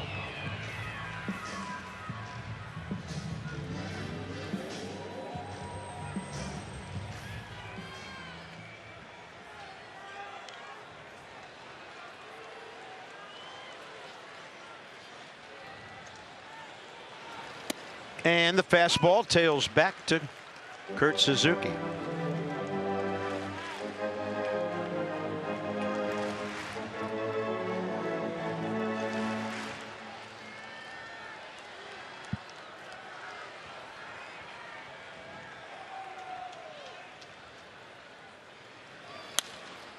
In the air to the right side for Pete Alonso.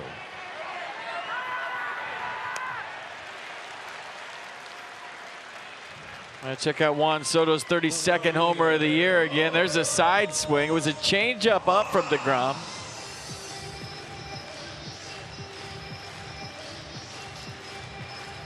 And then put some numbers on it. 443, 109.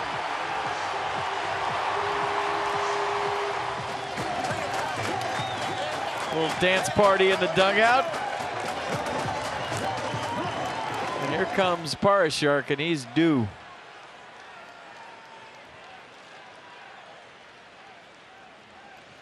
Para, 2 for 6 career against Seth Lugo.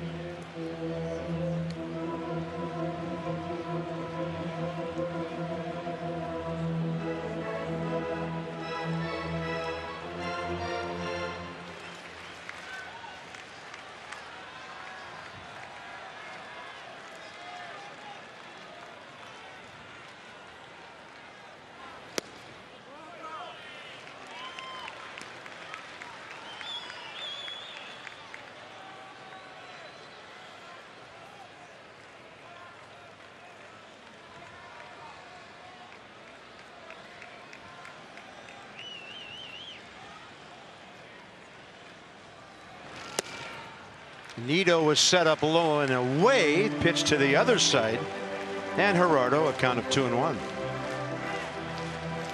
Daniel Hudson getting hot.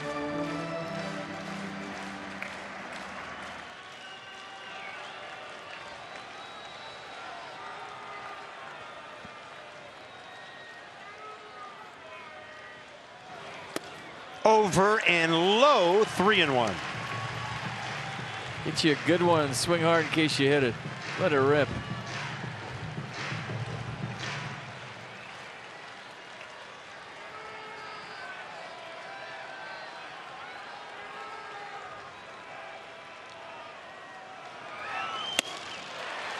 .95 with a little run at the end and just under his bat.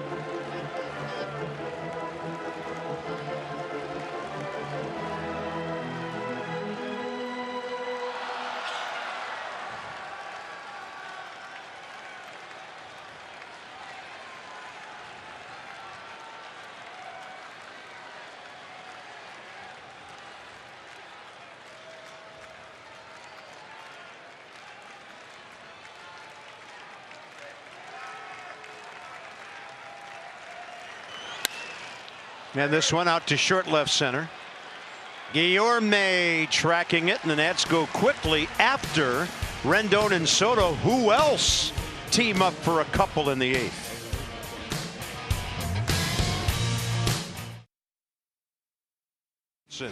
Experience more thrills at h-d.com.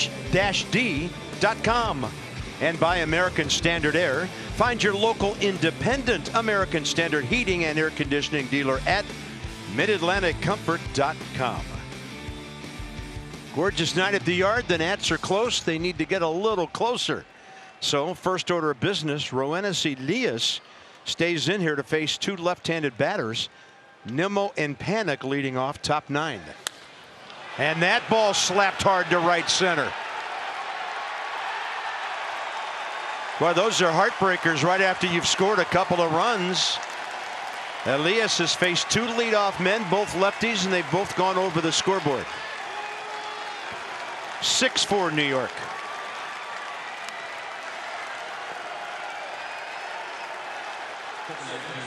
And not waiting around for his curveball. Fastball right center square.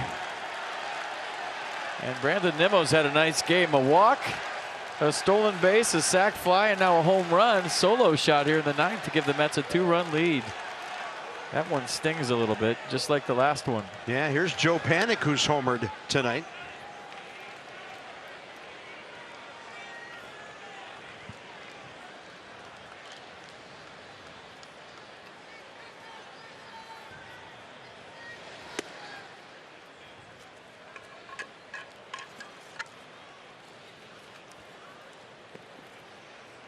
That was Nimmo's 4th of the year.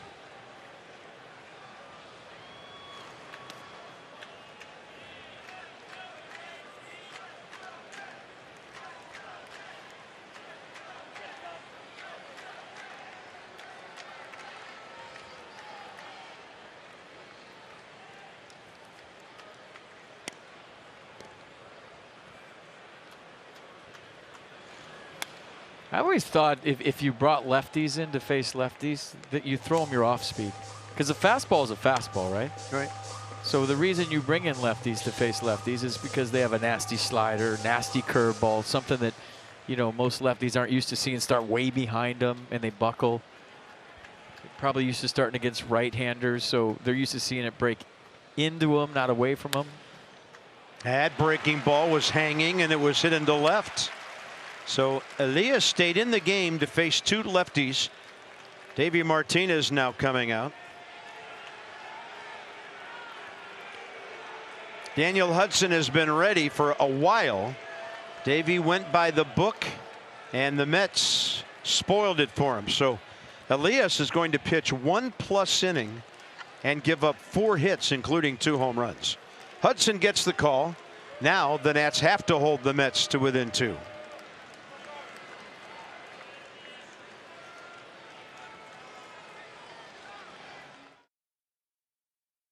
That's 32-year-old Daniel Hudson gets the call. And since coming to Washington, 15 appearances, 15 Ks in 14 innings. Doesn't, as a rule, walk anybody, just a couple. And he will face Todd Frazier. Yeah, fastball 96, slider 87, occasional changeup at 87, 88.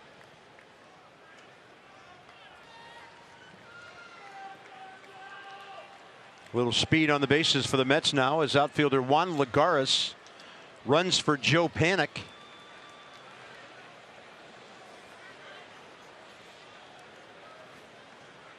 Frazier tonight 0 for 2 against Scherzer and a fly ball out against Wander Suero.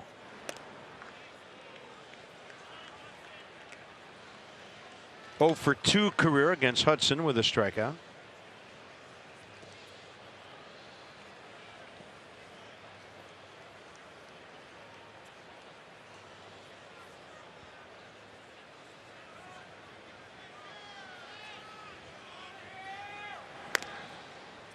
This year the Nats have scored 73 runs in the 9th inning. But as of now they've given up 75.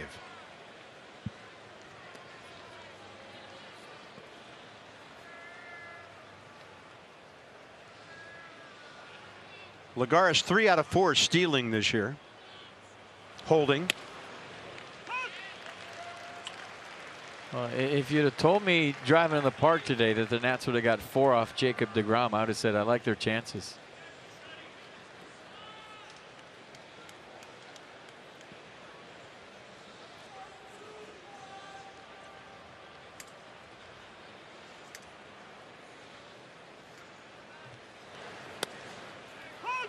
Low throw and on a hop.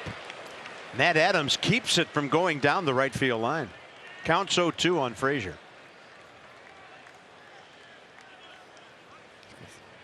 Very nice pick by Matt Adams. That ball stayed in the game for a minute too. I was wondering if they're going to change baseballs on the short hop here. They just did. Yeah, that's runner on third, nobody out if he doesn't pick that. That's down the right field corner.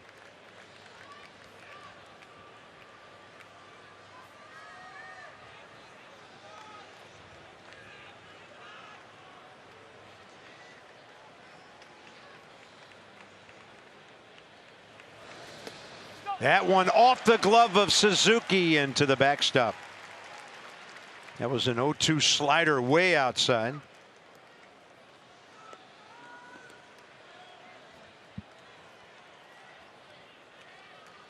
Now the at-bat kind of changes for Todd Frazier with a runner on second, nobody out. Even though he's got 2 strikes, is he going to try to push the ball to the right side and advance a runner?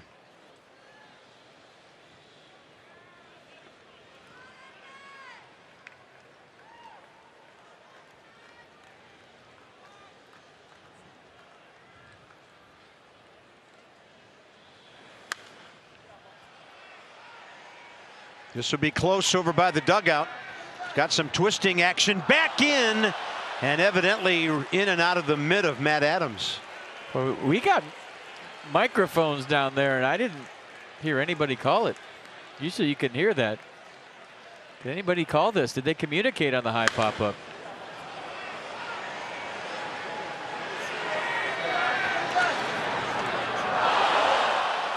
Yeah, I didn't see or hear anybody say I got it. Maybe they didn't know.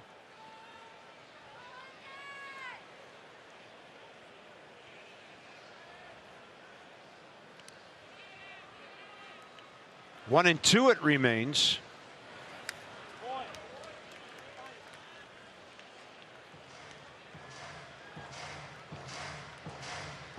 Sometimes even if you don't know as a player, you just say I got it so you run the other guy off and there's no traffic around you.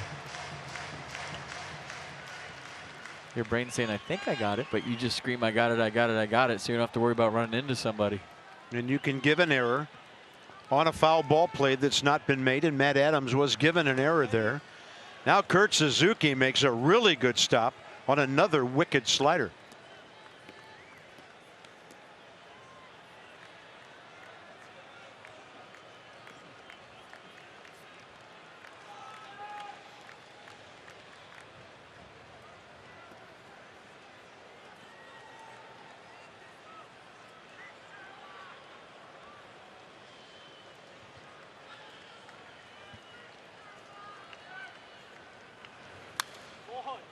Fastball up, and Frazier refusing to be struck out here.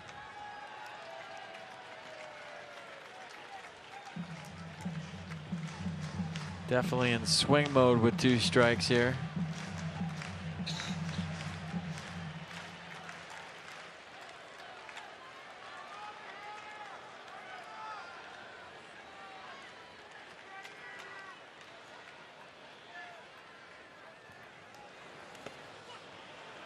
All right, Daniel all over the place with his slider, and Kurt Suzuki saves another one. 3 and 2 now. And I think if you're Todd Frazier, you totally disregard if you see slider rotation. You're looking for 1 pitch now. He's got a changeup he'll throw occasionally to righties, but I doubt that he's going to throw a 3-2 slider. So Frazier is looking dead red all the way.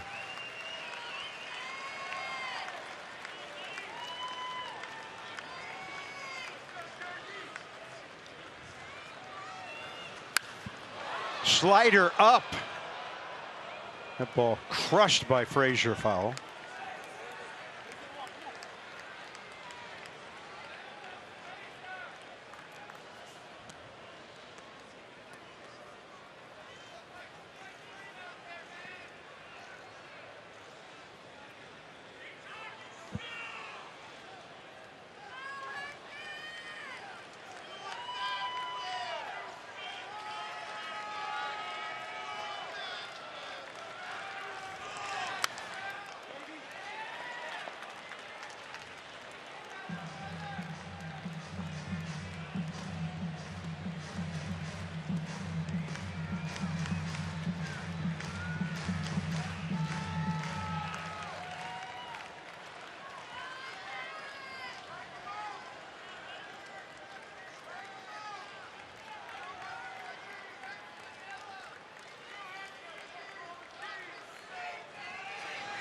And Frazier, easy take. He'll walk 2 on nobody out. And we haven't seen Daniel Hudson miss like this before. Usually he's all around the plate with whatever pitch he throws. Next up, the shortstop, Luis Guillorme.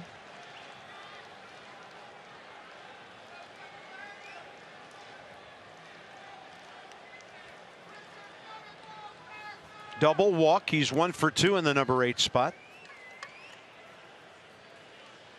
I think he's going to bunt here. Maybe.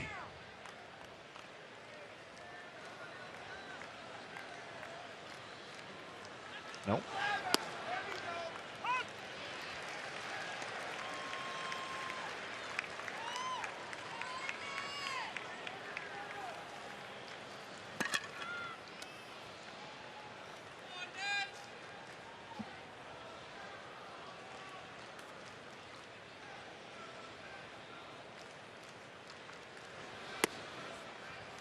One one.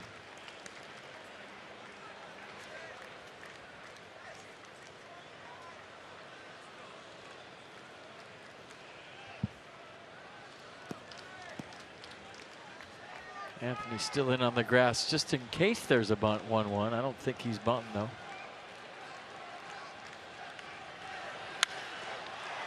Inside out swing, and Soto back to grab it. First out, finally, of the 9th inning, and their catcher who came in on the double switch, Tomas Nido, will be the hitter in the number 9 spot.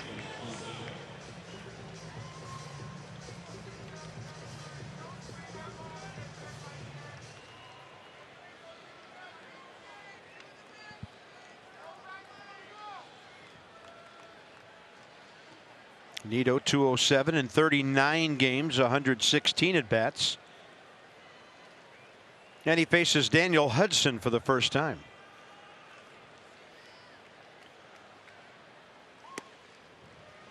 Get ahead slider.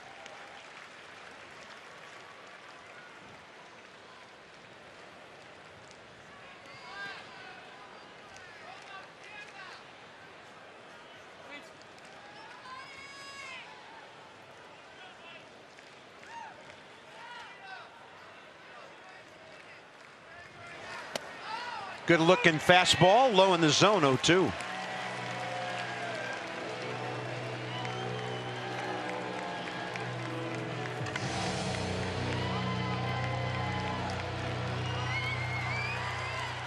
Lagares looking like he wants to run at second, but Asdrubal's been doing a nice job of keeping him close.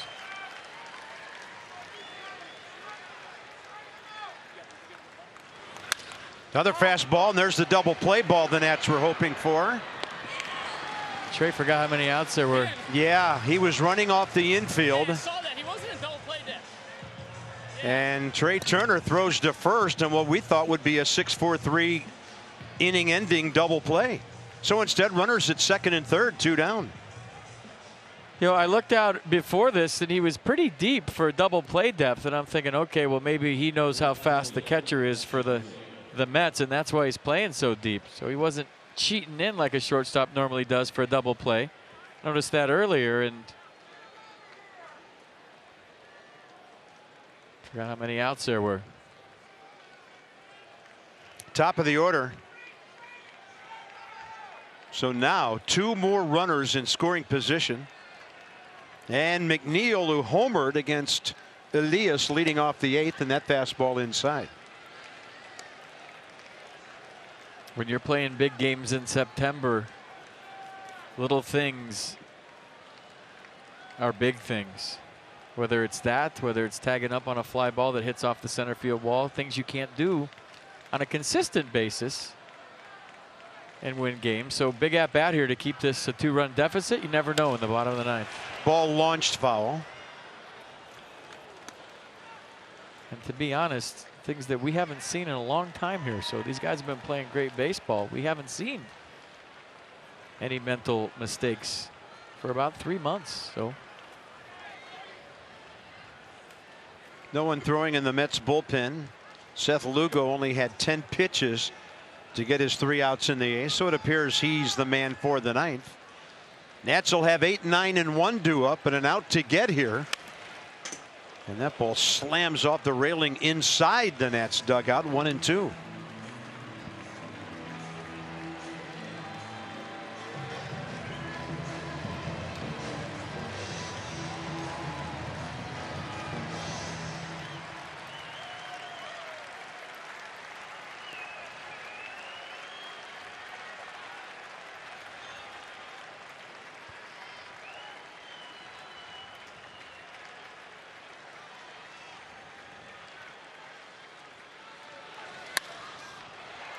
Base hit.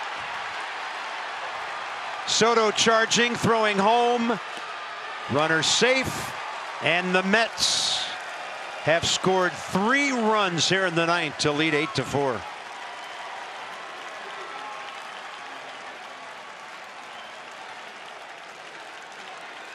McNeil goes 0 for 3 and goes homer, single, 3 RBIs in the last 2 innings. Yeah, give him another chance, and this is what happens. So Jeff McNeil 0 for 3 in tonight's game, turns it into a 2 for 5 with a homer and 3 RBIs. So last 2 at bats, and a non-double play costly to the Nats. Yeah, I was looking at the scoreboard before that pitch saying despite everything that's gone wrong, the Nats still have a shot in the bottom of the ninth.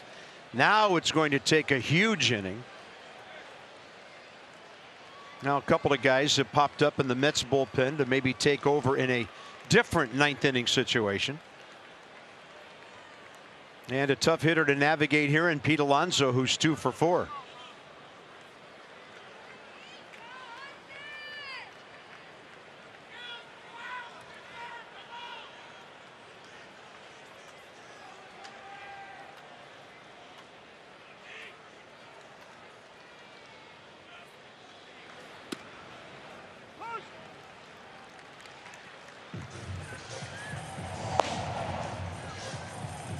Edwin Diaz. Interesting, they didn't have their closer up when it was a 2-run game, but now that it's a 4-run game, they do. Lugo had to sit around for a long time after his 3 outs in the 8th.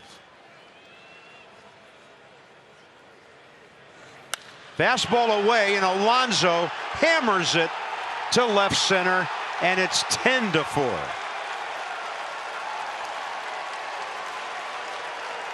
That's his 44th of the year.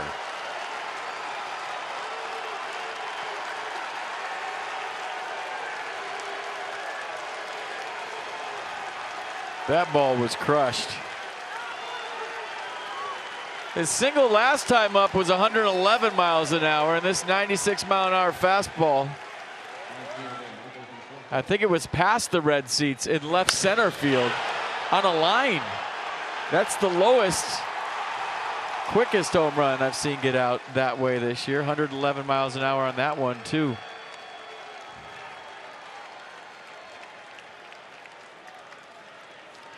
Davey Martinez has to go deeper into his bullpen now with his team down by 6.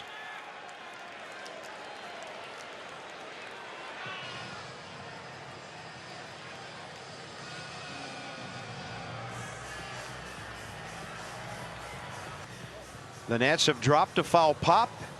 They've had a throw to first on a double play ball, and Javi Guerra now will come on to try to put this thing out and get this ball game to the bottom of the ninth. It'll be his 31st appearance with the Nats.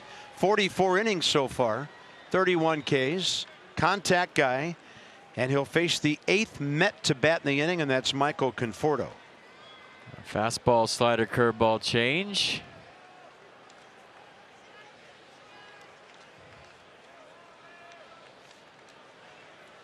Conforto base hit, 1 for 4 tonight. Facing Javi for the first time.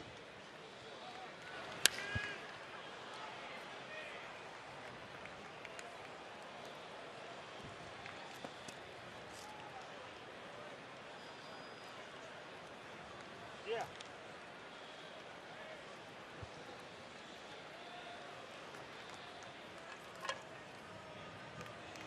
Okay.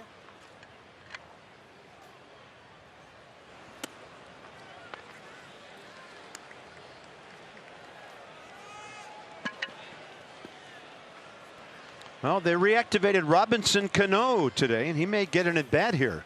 Pitcher spot next after they made the double switch at catcher. And the ball fouled straight down. 1 ball, 2 strikes to Michael Conforto.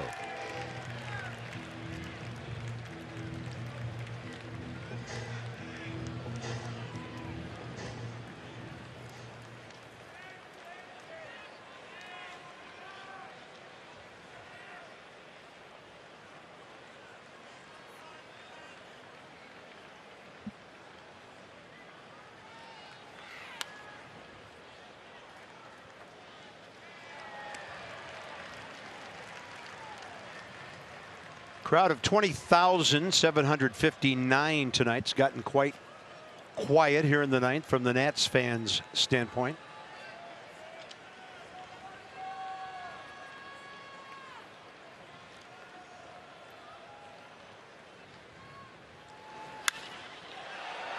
And this one to center for Victor Robles. Guerra got inside enough on Conforto. The Mets tack on 5 and lead by 6. It's time for the Miller Lite Hold True moment. Let's go back to the 8th inning after getting hit on the elbow. I guess this is the best way to get somebody back, right? They throw a fastball off your elbow. Then you get a changeup and take them deep next time up. Homer number 32 for Juan Soto. RBI's number 95, 96, or 97, 98, excuse me. And there you go. Most home runs before your 21st birthday all time. Climbing up the list, and you'd think you got a chance to be number 1 by the end of the season. We'll see.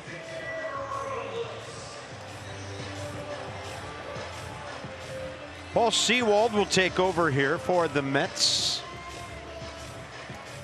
Nats will have Robles, Howie Kendrick on deck to pinch hit in the number 9 spot, and then Trey Turner.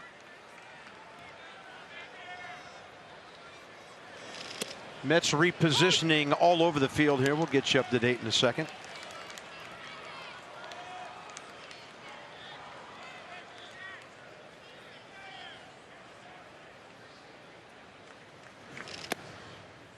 On the breaking ball, it's 1-1.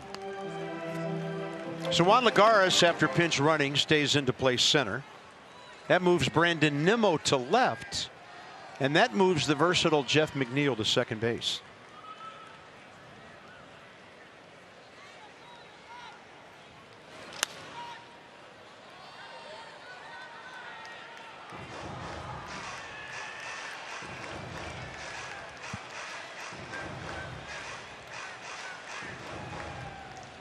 Robles 0 for 3 career against the right-hander Sewald.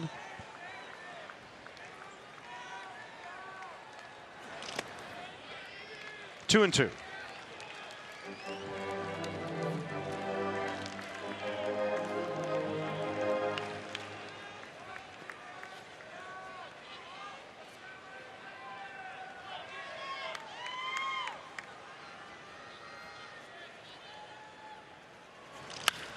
Ball ripped to deep short.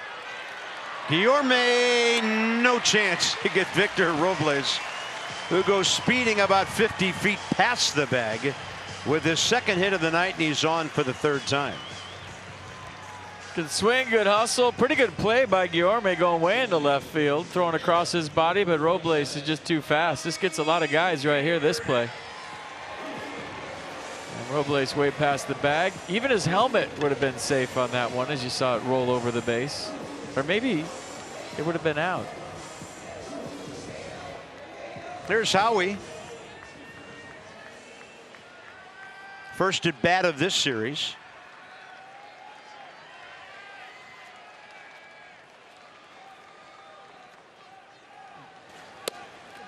Howie's last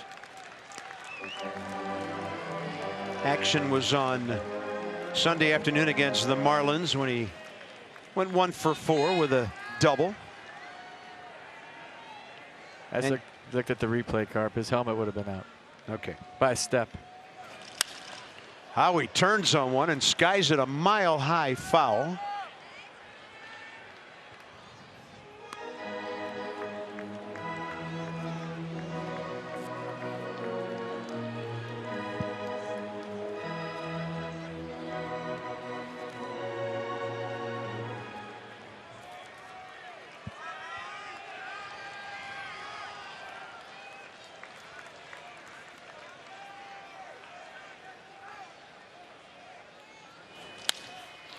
Kendrick deep right center. Ball approaching the scoreboard and at the edge of the track. Taken in by Conforto for the first out. Next up is Trey Turner.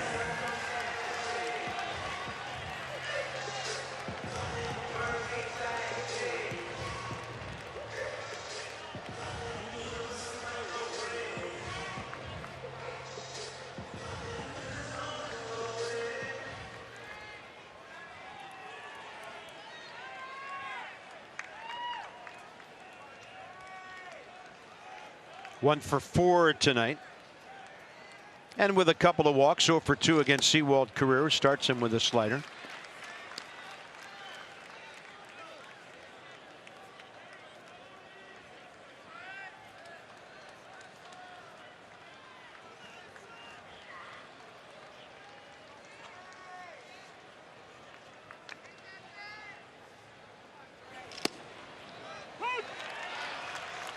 Bottom of the zone fastball.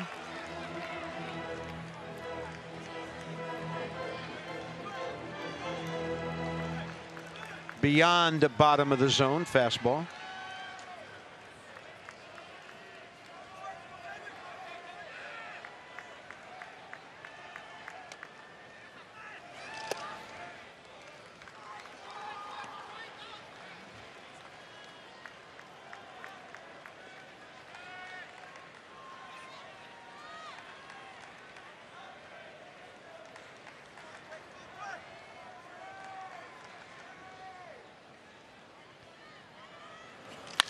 That fastball hit hard into right center. Trey Turner is going to plug the gap. Victor Robles heading for third. Bob Henley sends him home. Turner makes it a 10-5 ball game with his second hit of the night and his 45th RBI. As soon as that ball hit the gap, I just watched Victor Robles. Man, you talk about scoring from first. A beautiful swing by Trey, splitting the gap here. Watch Victor. Right about here. Look at this.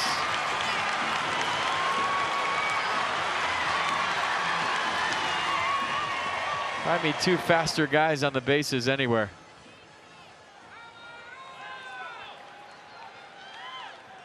Asdrubal Cabrera, 1 for 3, a double and a walk.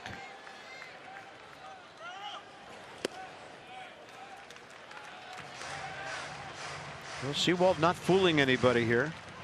Robles infield hit, sharply hit to deep short. Howie's fly ball to the track the other way, and then Turner low screamer to the gap.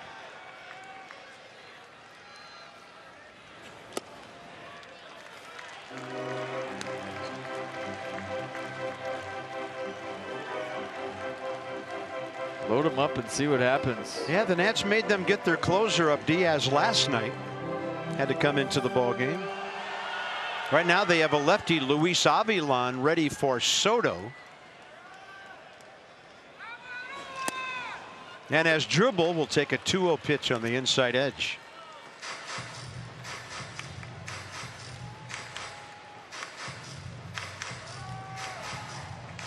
Diaz back up. Avilan joins him.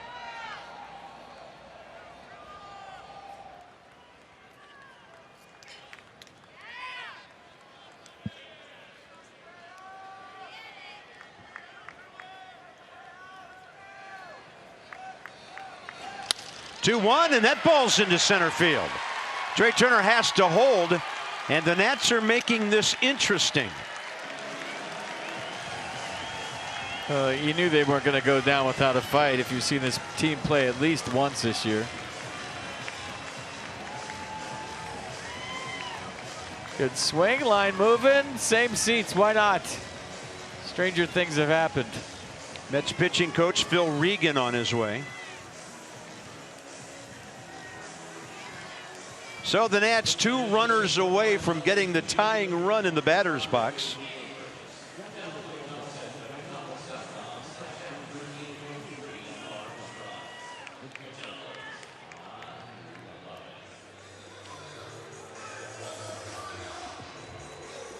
Rendon infield hit last time, just in front of the Soto homer.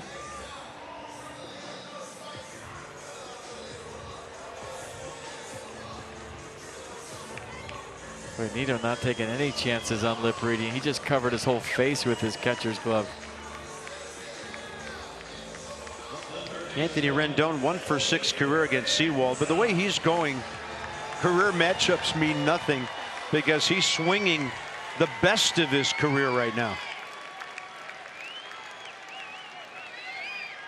So a corner situation.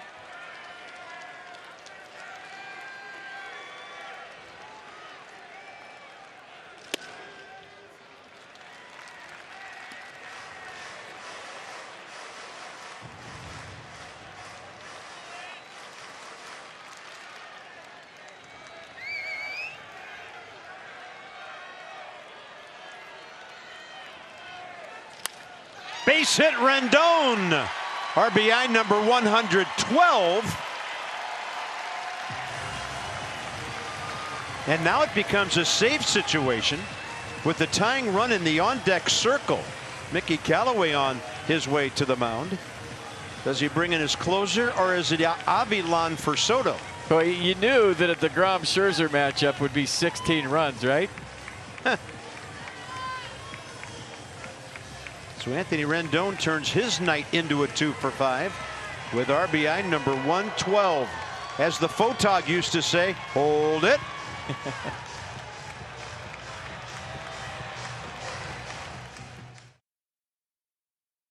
Against Luis Avilan, but tonight he's 2 for 3 with an RBI double, a 2-run homer, and this veteran lefty will make his 35th appearance.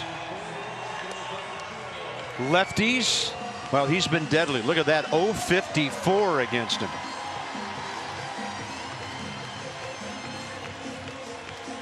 Soto, then Adams. Still only one out in the bottom of the 9th. Same seats. Don't move a muscle. Milan's got a great changeup. He'll throw it to lefties too. A fastball 90, curveball 76, a changeup 57% of the time at 82 miles an hour. So Juan's going to get a changeup, and that's the pitch he just hit out of the park his last time up. Well, now the Nats have scored 75 ninth-inning runs this year.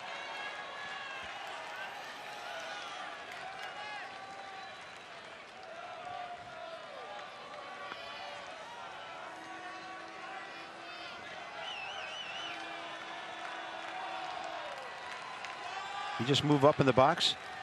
He just did.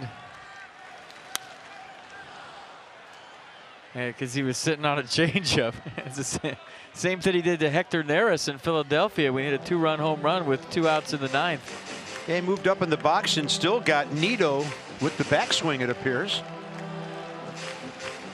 Did Nido move up with him? Yeah. So He he got a little did. hop.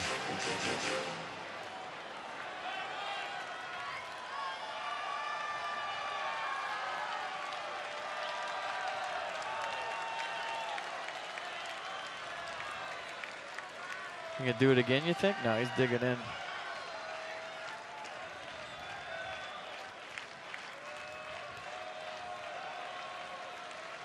There he goes. Got the change up, 1-1. Well, he throws it 6 out of 10 pitches almost, so there's a good shot you're getting one. And why not move up and catch that thing before it dips? Most in baseball in the 9th. The only problem is the Nats have given up more than 75, including 5 tonight.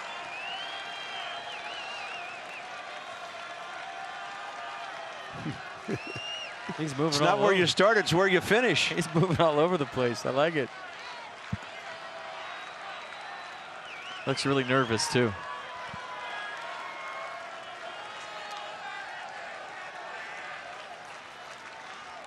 Guessing fastball, I think. Nope. No swing, says Alan Porter. Soto himself calling for the peel, as he often does. Stand there.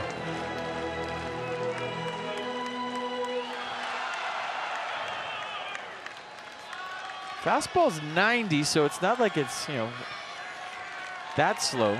Uh-oh, there's the 2-1 count. Check out those numbers. That's a base hit.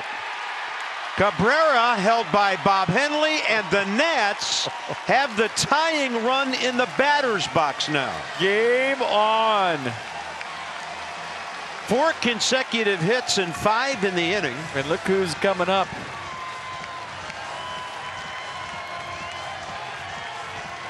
And we'll see if there's a counter move of their closer, Edwin Diaz, here. You could counter with Adam Eaton. It doesn't matter. It's September if you want.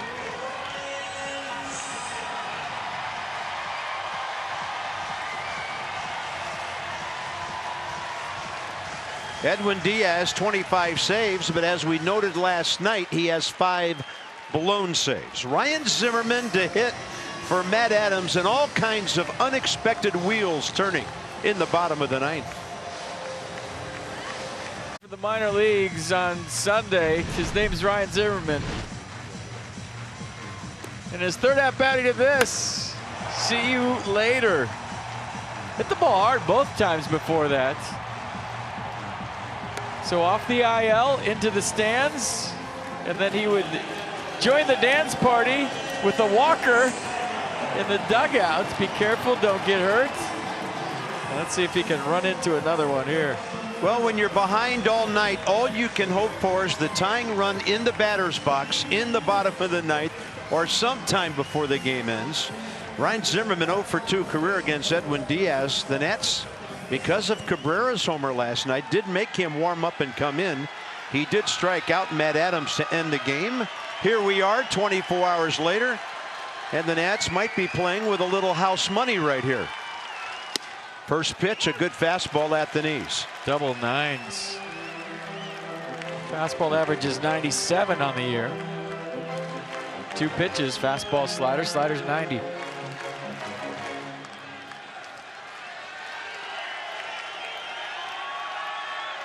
They all singled those runners aboard.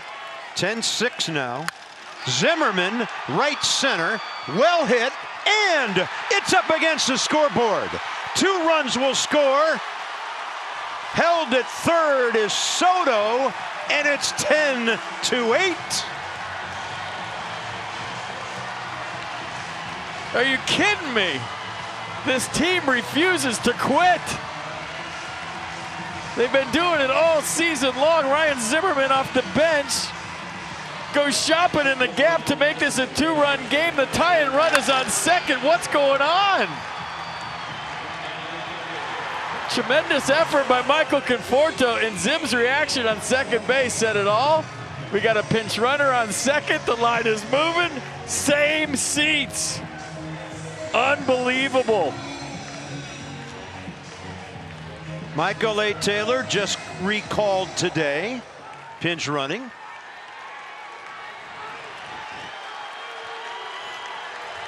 Kurt Suzuki against Diaz with the tying run at second base. That double by Ryan might be, when you're looking at the big picture, something you think about later in the season too, whatever happens here.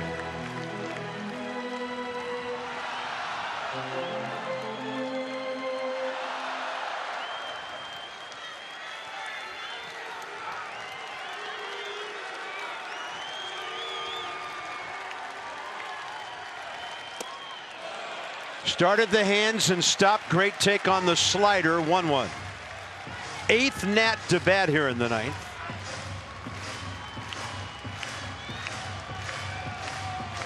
This team won't quit.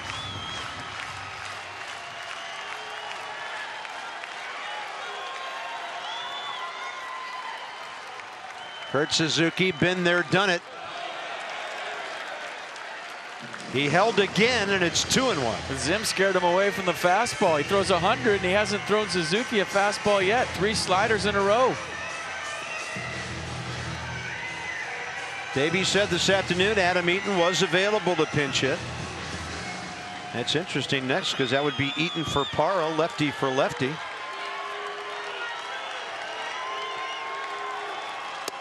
Inside, 3-1. Get you a good one and let it fly. This has turned into some kind of ball game, hasn't it? Unexpectedly so, but we're not shocked. Not shocked at all.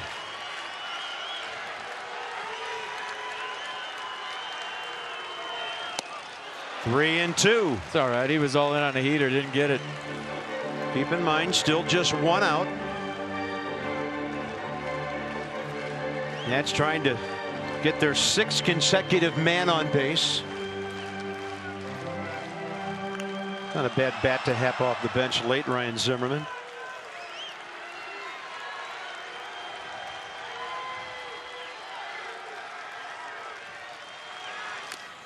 Kurt just able to get up there for the 100-mile-an-hour fastball. How'd he get a piece of that? Triple digits above the letters, and he fouled it back. Gearing up. Look out.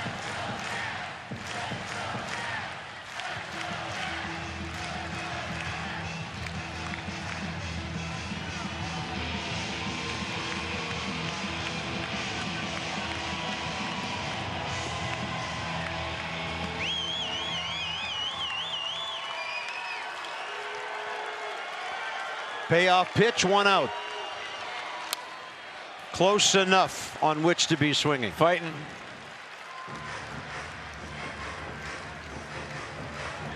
Boy, if you turn this off or went to bed, I feel sorry for you. But you wouldn't hear that. Well, there's always the replay in the morning.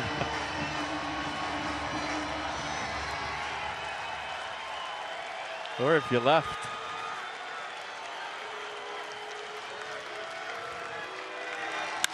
Kurt Suzuki! See you later! The Nats have won it!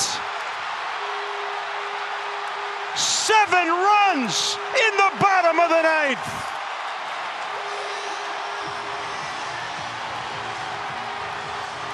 And now everyone dances.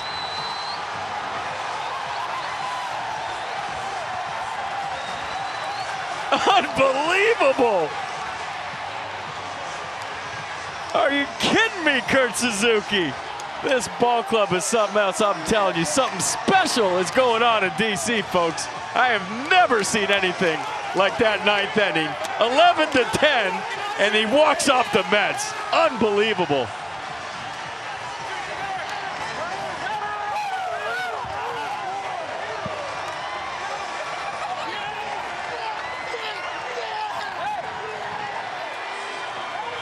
I'll tell you, it's a special group, man.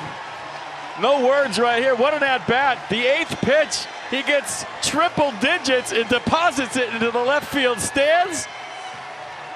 And see everyone later. Unreal. Carp, have you ever seen anything like this? On the heels of what happened here yesterday, and on the heels of Jacob deGrom seemingly shutting down the Nats for most of the night, look at this bedlam scene in every corner.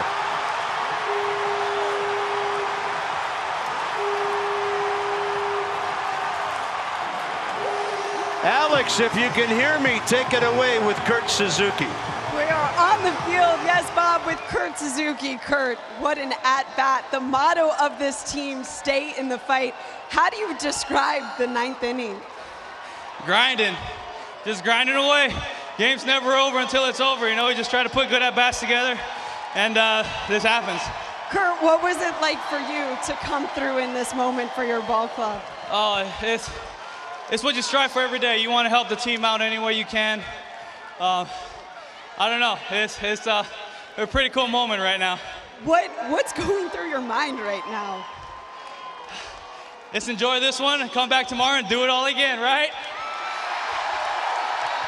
Absolutely. Thanks so much, Kurt. Awesome win. And Bob, back up to you.